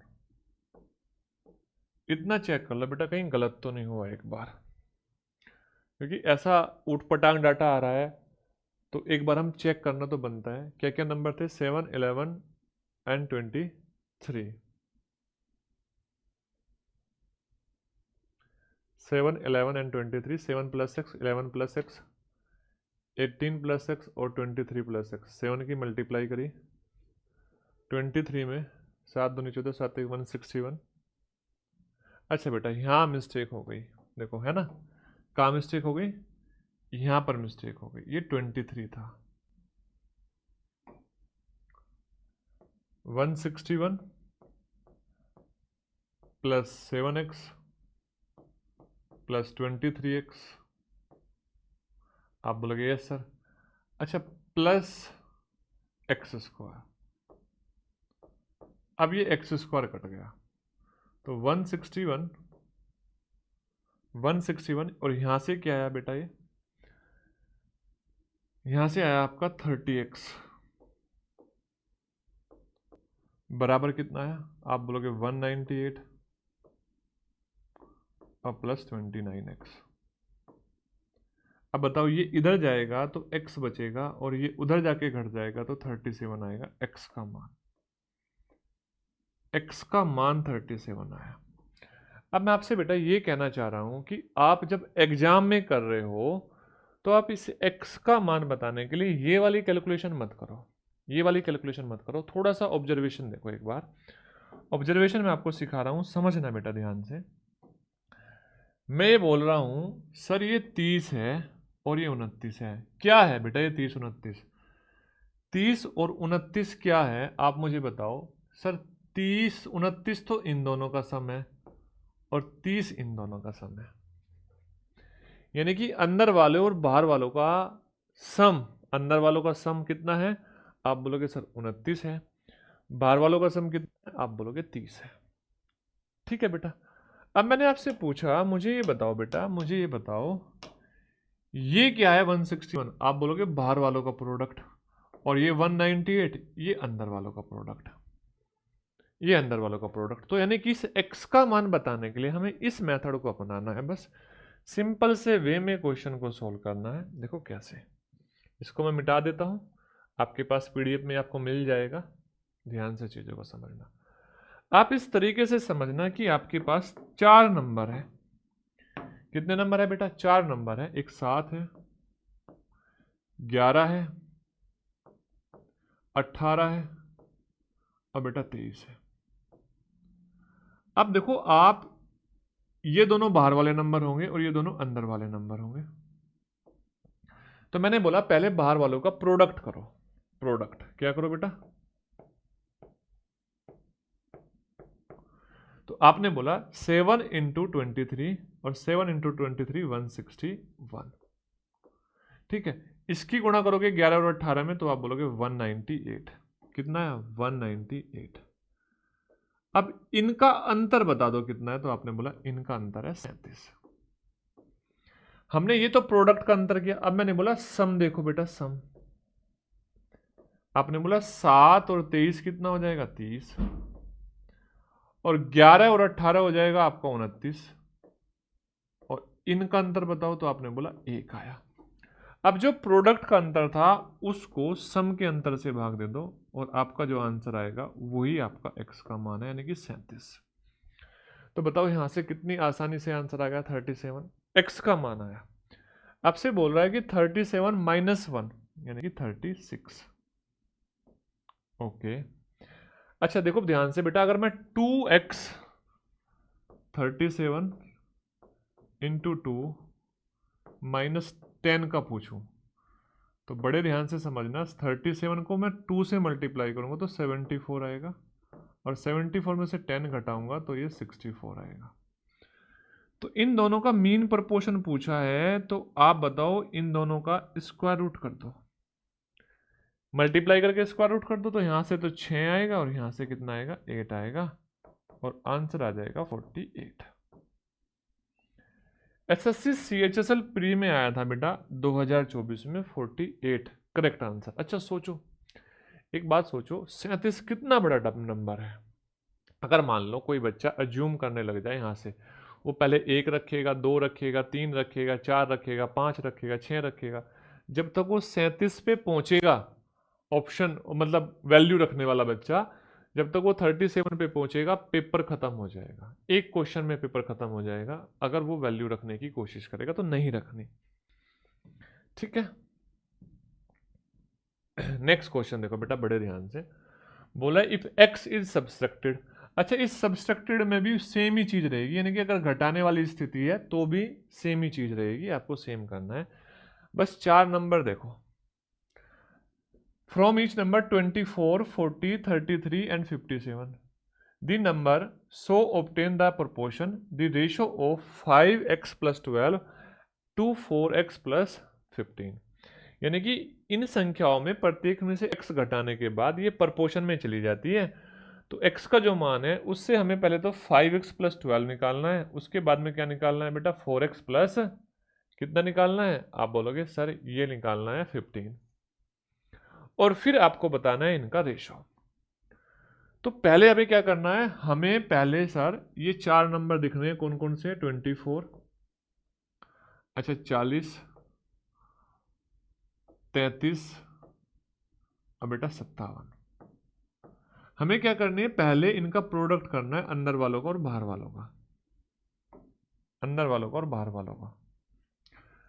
अच्छा आप मुझे बताओ, अगर मैं आपसे बोलूं कि 24 इंटू 57 कितना होता है, आप बोलोगे सर 24 इंटू 50 तो 1200 होता है, 1200 होता है, और 24 इंटू 7 168 होता है, तो 1368 हो जाएगा। ये हो जाएगा बेटा 1368, आप बोलोगे यस सर, ठीक है। अच्छा 40 गुणा 33, भाई 4 की गुणा 33 में कर दो, 0 तो 1 आएगी, 4 तिया 12, 4 तिया 12 और 1 13, 1320। अच्छा मुझे बताओ इन दोनों का जो डिफरेंस है क्या वो 48 है। आपने क्या किया, प्रोडक्ट का डिफरेंस निकाल लिया 48। अब जोड़ना तो बहुत आसान है, अगर मैं इनको जोड़ूंगा 24 को और 57 को, 24 प्लस 57 तो ये आएगा बेटा आपका 81, और यहां पे मैं जोड़ूंगा 40 प्लस 33 तो ये आएगा 73, और अगर मैं आपसे इनका डिफरेंस पूछूं तो ये आएगा 8। तो x का जो मान आएगा वो आएगा 48/8, यानी कि 6 आएगा।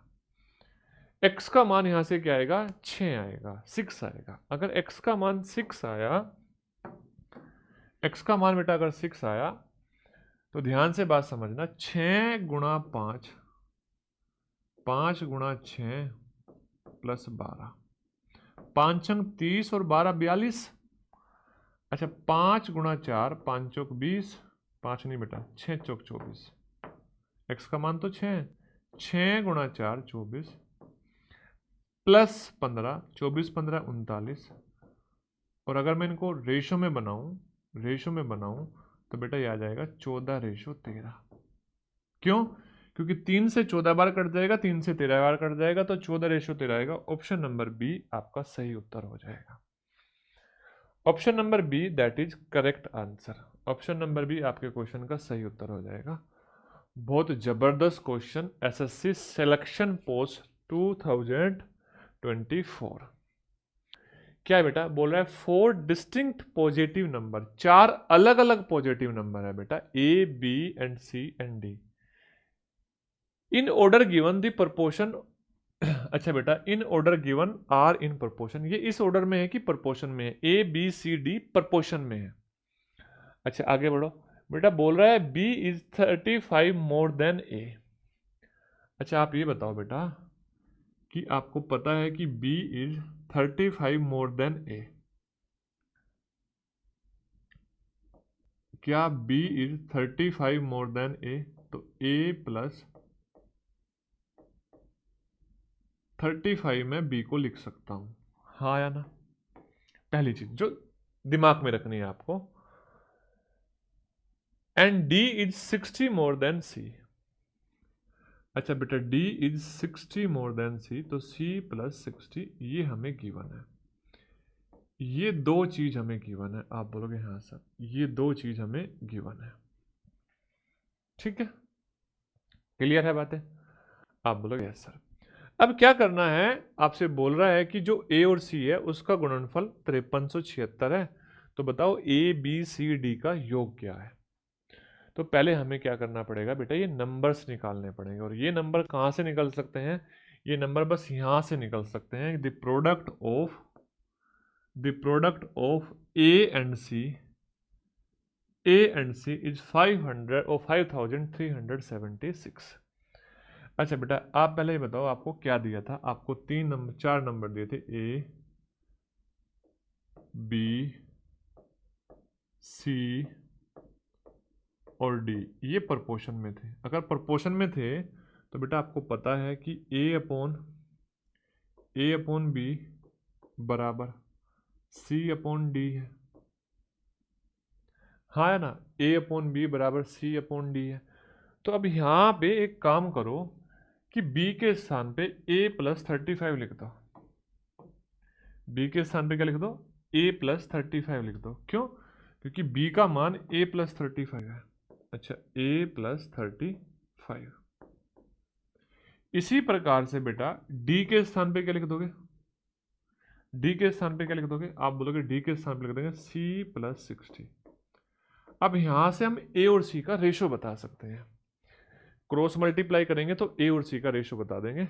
अब देखो, जैसे क्रॉस मल्टीप्लाई करेंगे ये आएगा ए सी प्लस 60c। आप बोलोगे हाँ सर। अच्छा, बराबर ए सी, बेटा 60c नहीं आएगा, 60a आएगा। ये ए सी प्लस 35c। आप बताओ, ए सी से ए सी कट जाएगा, तो a अपॉन सी का अगर मैं आपसे रेशो पूछूं तो आप बोलोगे 35 अपॉन 12 आएगा, और 35 अपॉन 12 नहीं बेटा, 35 अपॉन 60 आएगा। इसको और सिंप्लीफाई करूँ तो 5 से भाग दे दूंगा तो ये 7 आ जाएगा, ये 12 आ जाएगा। कितना आया बेटा? 7 और 12, ए और सी का रेशो। किसका रेशो? ए और सी का। तो आप मुझे एक बात बताओ, अगर रेशो में ये 7x है और ये 12x है, ये 7x है और ये 12x है, तो आप मुझे बताओ 7x इंटू 12x किसके बराबर होगा? सर ये होगा 5376 के बराबर हो जाएगा। ठीक है, तो इसका मतलब ये नंबर 7 से भी कटेगा, ये नंबर 12 से भी कटेगा। अगर मैं इसको सबसे पहले 7 से काटूं, सर 7 सत्ती 49 बचा 4, डन है ना बात? बचा 4, 7 छंग 42 बचा 5, अच्छा 7 अट्ठी 56, ये आया। अब 12 से भाग दूं, सर 12 छिका 72 और 12 चौक 48, तो एक्स स्क्वायर बराबर आया बेटा आपका कितना? 64। और x का जो मान आया वो आया आपका कितना? 8। तो इसका मतलब अब यहां से हम सारे नंबर बता सकते हैं। कितने नंबर बता सकते हैं? सारे नंबर बता सकते हैं। कैसे? ध्यान से बात समझना, ध्यान से बात समझना बेटा, ठीक है? अच्छा, अगर मैं आपसे बोलूं कि मुझे a बता दो, a, तो आप बोलोगे सर a का मान हो जाएगा 7 गुणा 8 56, 7 गुणा 8 56। अच्छा बेटा b का मान बता दो। आप बोलोगे सर b जो है a से 35 ज़्यादा है, तो 56 प्लस 35, 6 5 11, 5 और 3 8 और 1 9, 91। c का मान बता दो। सर c का मान है 12x, 12 गुणा 8 यानी कि 96। अच्छा डी का बता दो। तो आप बोलोगे 96 से कितना ज़्यादा है बेटा, 60 ज़्यादा है, 60। तो 156। अब इनका सम पूछा है। अब मैं सम बताने में जब सबको जोड़ रहा हूँ तो बेटा यूनिट डिजिट जोड़ूंगा। क्यों? क्योंकि यहाँ पे सबकी यूनिट डिजिट अलग अलग है, सबकी यूनिट डिजिट अलग अलग है। तो क्या करोगे बेटा, आप बोलोगे 6 दूनी 12, 6 18 और 1 19, इकाई का अंक 9 आएगा, तो आंसर आ जाएगा 399। 399 बड़ा प्यारा क्वेश्चन था, अच्छा क्वेश्चन था। चीज़ें समझनी चाहिए आपको। ऐसे क्वेश्चन फ्यूचर में पूछे जा सकते हैं। अब आपको पता है एडिक्विटी आ रही है और एडिक्विटी ने पूछने क्वेश्चन अच्छे स्टार्ट कर दिए, तो ऐसे क्वेश्चन पेपर में पूछे जा सकते हैं। स्टेट गवर्नमेंट एग्जाम ऐसे क्वेश्चन पूछ सकता है, रेलवे पूछ सकता है, कोई भी एग्जाम ऐसे क्वेश्चन पूछ सकता है। कुछ अलग थोड़ी था, सेम वही तो था जो हम पढ़ रहे थे, बस थोड़ा सा कैलकुलेशन का खेल था, अंडरस्टैंडिंग का खेल था। अब बेटा मेरी बात समझो, अब की जो कहानी है वो सबसे ज्यादा इंपॉर्टेंट है, वो सबसे ज्यादा इंपॉर्टेंट है। देखो बेटा, अगर आपको कहा जाए डायरेक्टली प्रोपोर्शनल,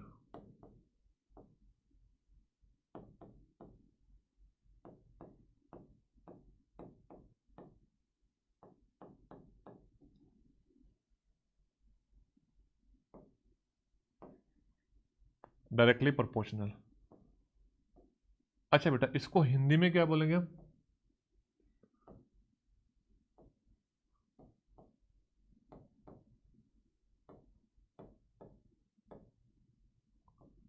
क्या बोलेंगे? अनुक्रमानुपाती या सीधे अनुपाती है ना, सीधा अनुपात, या ऐसा भी बोल सकते हैं हम सीधा अनुपात।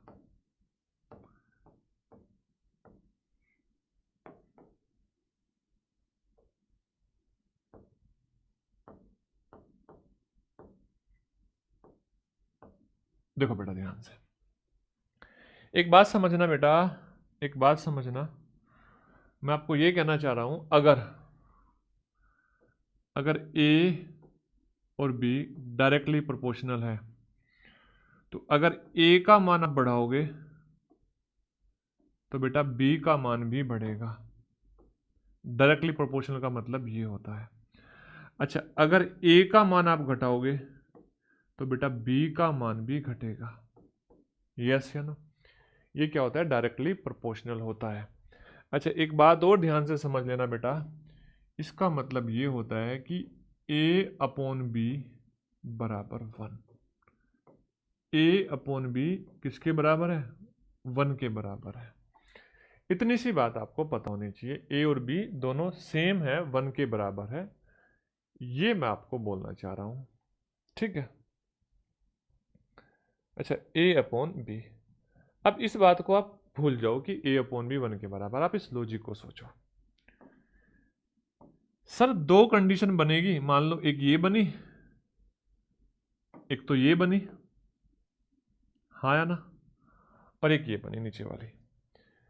आपसे मैं बोलना चाह रहा हूं कि बेटा अगर मैं आपसे बोलूं कि यहां पर अगर ये डायरेक्टली प्रोपोर्शनल है तो A1 अपॉन B1, क्या क्या मैंने, अब इसको समझना क्योंकि बहुत तरह के रिजल्ट आएंगे। सर ये जो प्रपोर्शन है ना, ये जो चिन्ह है, बस इसको आप ये सोच लो, ये एक इक्वल टू का साइन है। अब सोचो इस इक्वल टू के साइन से बी को दूसरी साइड लेके जा रहे हो तो क्या होगा? आप बोलोगे बी डिवाइड में जाएगा, तो याद रखना A1 अपॉन B1। अच्छा बराबर, दो रिजल्ट थे तो A2 अपॉन B2, अब बराबर A3 अपॉन B3। ये कहानी चलती रहेगी, ये कहानी क्या होगा? चलती रहेगी। याद करो एक ऐसा क्वेश्चन भी आया था जो ट्रेन वाला था, डब्बो वाला। कौन से वाला था बेटा? डब्बो वाला। याद है आपके? आप बोलोगे हाँ सर याद है। तो बस आपको इतनी सी बात याद रखनी है। अच्छा जैसे मान लो मैं और एग्जाम्पल लूँ, और एग्जाम्पल लूँ, एक तो ये हो गया। जैसे मान लो बेटा मैंने बोल दिया कि x directly proportional under root Y. तो इसका क्या रिजल्ट बनेगा, आपको ये बात ध्यान रखनी है sir, x1 upon under root y1, क्योंकि ये बटे में जाएगा, बराबर x2 upon under root y2। ठीक है, यानी कि जैसी सिचुएशन उस नंबर के साथ है, स्क्वायर है तो स्क्वायर, और बेटा क्या कहते हैं, मल्टीप्लाई है तो मल्टीप्लाई, या क्यूब है तो क्यूब, वो उसी तरीके से नंबर रहेगा, लेकिन जब दूसरी साइड में उसको लेके जाएंगे तो वो बटे में चला जाएगा। हाँ या ना? अगर बेटा मैं इसी प्रकार से आपसे बोलूं इनवर्सली,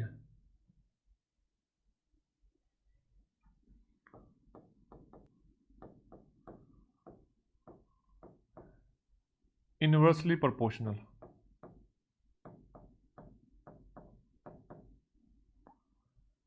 तो ध्यान से बात समझना, अगर मैं इनवर्सली प्रोपोर्शनल की बात करता हूं,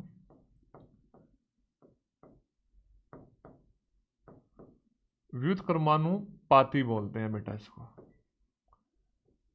अच्छा, अगर मैं इसकी बात करता हूं तो आप इस तरीके से समझना कि अगर x इनवर्सली प्रोपोर्शनल है y के, तो यानी कि 1/y होगा। x इनवर्सली प्रोपोर्शनल है y के, तो आप इससे ये समझना कि सर अगर x का मान हम बढ़ा रहे हैं तो y का मान हमारा घट रहा होगा।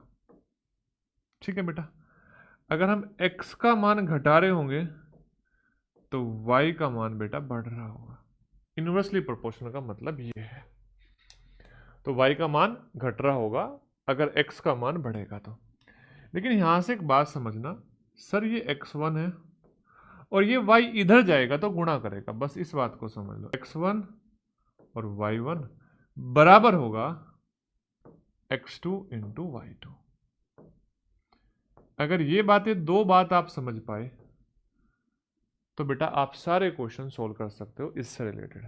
कुछ कॉम्प्लिकेटेड क्वेश्चन हो सकते हैं, जैसे ध्यान से बात समझना, मैंने बोला x is directly proportional to a and x is inversely proportional to b। अगर ये दो रिलेशन एक साथ है तो ध्यान से बात समझना, आप मुझे बताओ x के साथ a तो बटे में जाएगा, यहां x के साथ b कहां जाएगा, गुणा में जाएगा, तो इंटू b1 बराबर होगा x1 अपॉन सॉरी बराबर होगा x2 upon b2 sorry x2 upon a2 into b2। ऐसे दो रिलेशन एक साथ भी दे सकता है, पेपर में आए हुए हैं, तो आपको ये बात बड़े ध्यान से समझनी है। चलो अब हम चलते हैं अपने क्वेश्चन के ऊपर। एक सिंपल सा क्वेश्चन बोल रहा है कि P varies directly as Q, directly proportional है, इसका मतलब P Q के।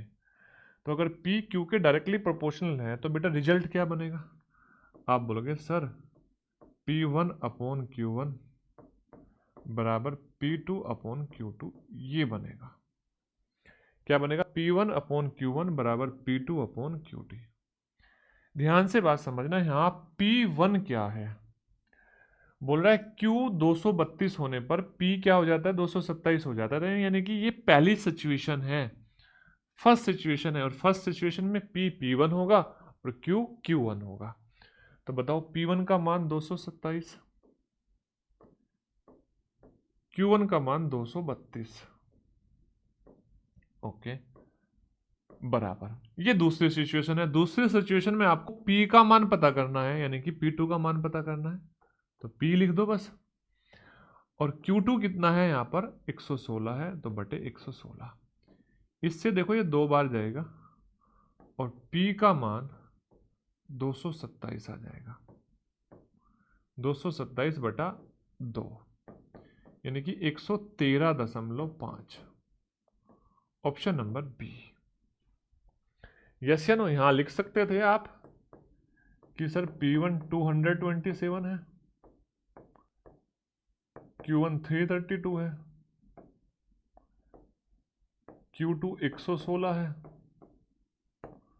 अब बेटा P2 कितना है, आप बोलोगे P2 आपसे पूछा है। अच्छा मैं बेटा अगर आपको जादूगरी ही सिखाता, जादूगरी ही सिखाता, जैसे टीचर आपको बहुत बार बहुत करते हैं, सब नहीं करते, बहुत करते हैं, तो जादूगरी सिखाते हैं, वो बोलते लो 1 सेकंड में आंसर आएगा। कैसे आएगा, इसका आधा और इसका भी आधा। अरे भाई मुझे भी पता है, क्या सारे क्वेश्चन ऐसे आ जाएंगे? नहीं आएंगे, आपको रिलेशन को समझना पड़ेगा।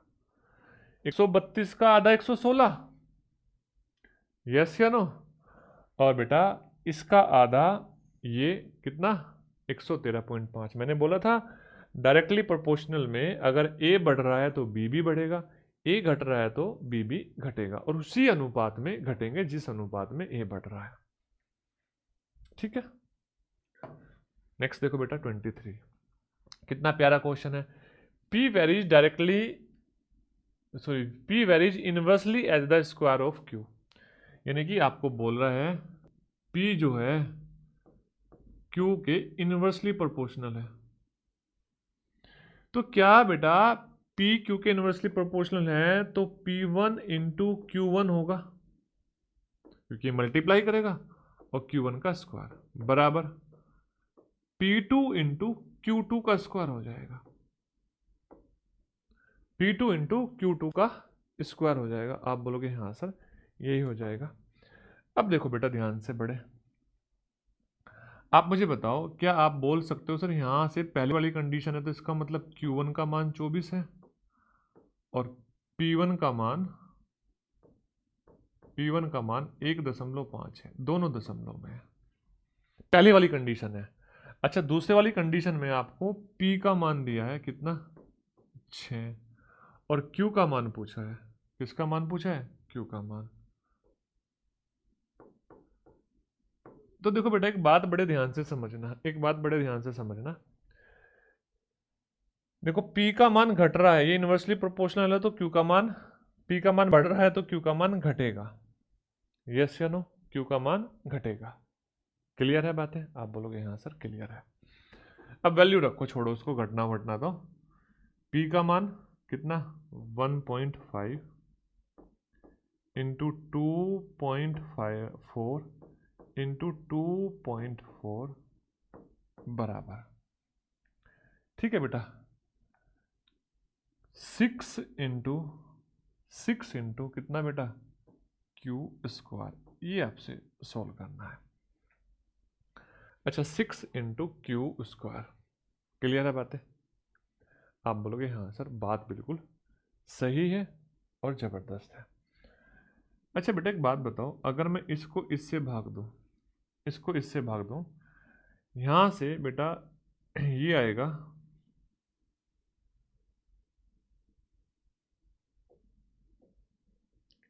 0.25, कितना आएगा 0.25।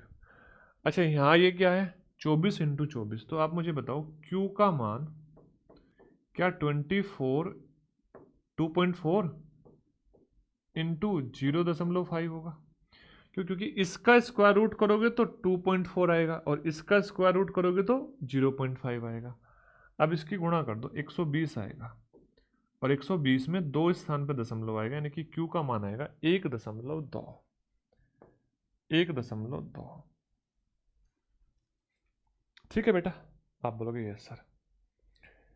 ये लास्ट क्वेश्चन है, ICR टेक्नीशियन 2022 का लास्ट क्वेश्चन। देखो बेटा बोल रहा है x varies inversely as y and directly as w। दो कंडीशन दे दी कि x जो है इनवर्सली प्रोपोर्शनल है किसके, अंडर रूट वाई के, और ये x ही है डायरेक्टली प्रोपोर्शनल है w के। तो आप मुझे बताओ अगर मैं इन दोनों को एक साथ लूंगा तो y तो x के साथ गुणा करेगा x अंडर रूट वाई, और w क्या करेगा बेटा, w डिवाइड करेगा, और ये क्या होंगे सारे के सारे 1 होंगे, x इंटू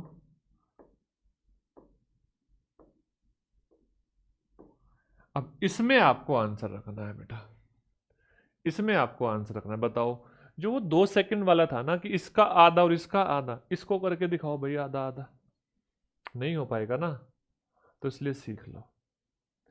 वो जो 10 सेकंड के शॉर्ट्स चल रहे हैं ना, वो शॉर्ट्स बस भीड़ को इकट्ठा करने के हैं। अगर मान लो अगर मैं कभी शॉर्ट्स बनाऊंगा भी तो मैं ऐसा बनाऊंगा जो हर जगह अप्लाई हो, हर क्वेश्चन में इसी तरीके से करो, अपना आंसर आ जाएगा। ठीक है, यहां पे नहीं आएगा इसी तरीके से आंसर। देखो ध्यान से बेटा, अब मुझे बताओ, पहले मैं यहां पे लिख देता हूं। मान लो सर ये हमारा x1 है, ये हमारा w1 है, और ये हमारा y1 है। ये हमारा x2 है, दूसरी कंडीशन है, ये w2 है, और ये हमारा y2 हमसे पूछा गया है। ये है बेटा। x1 का मान रखो बेटा 8, आप बोलोगे yes sir. Under root Y, अच्छा एक बात बताओ, अगर मैं इसका अंडर रूट करूं 20.25 का, तो बेटा ये आ जाएगा 4.5। क्यों? क्योंकि जिस नंबर के लास्ट में 5 है उसका अगर मैं स्क्वायर करूं तो 5 का स्क्वायर 25, 4 में अगला नंबर जोड़ूंगा 5, तो 4 गुणा 5 20। तो सिंपल सी बातें हैं, आप बोलोगे सर ये आएगा 4.5। ओके, अपॉन y का मान कितना है बेटा, यहाँ पे w का मान है 5। अच्छा बेटा, x का मान कितना दिया है 18, यस या नो। अच्छा w का मान कितना दिया है 3, और यहाँ पर ये क्या है बेटा अंडर रूट वाई, कितना अंडर रूट वाई, यस या नो। यही क्वेश्चन है, बस इसको आपको सोल्व करना है। कितनी आसानी से आप इसको सोल्व कर सकते हो, ये बात मैटर करेगा। 3 से कितनी बार जाएगा 6 बार। अच्छा 5 से कितनी बार जाएगा 0.9 बार, हाँ या ना। अच्छा बेटा 9 8 72, 7.2 डिवाइड बाई 6, ये 6 बटे में जाएगा, अब बराबर अंडर रूट वाई। क्या यहां से बोल सकते हो अंडर रूट वाई बराबर 1.2, और वाई बराबर 1.2 का स्क्वायर 1.44, 1.44। इसका आंसर हो जाएगा आपका ऑप्शन नंबर ए। ये आपके क्वेश्चन का सही उत्तर होगा। उम्मीद करता हूं आपको बात समझ में आई होगी, क्लियर है, आप बोलोगे यस सर। तो वीडियो को लाइक करना, शेयर करना, चैनल को सब्सक्राइब करना, और अपने दोस्तों के साथ जरूर शेयर करना, और उस बच्चे के साथ शेयर करना जो नहीं पढ़ पा रहा है कहीं से, या फीस का जुगाड़ नहीं कर पा रहा है, तो उसको जरूर शेयर करना। तो मिलते हैं दोस्तों नेक्स्ट वीडियो में, तब तक के लिए जय हिंद जय भारत।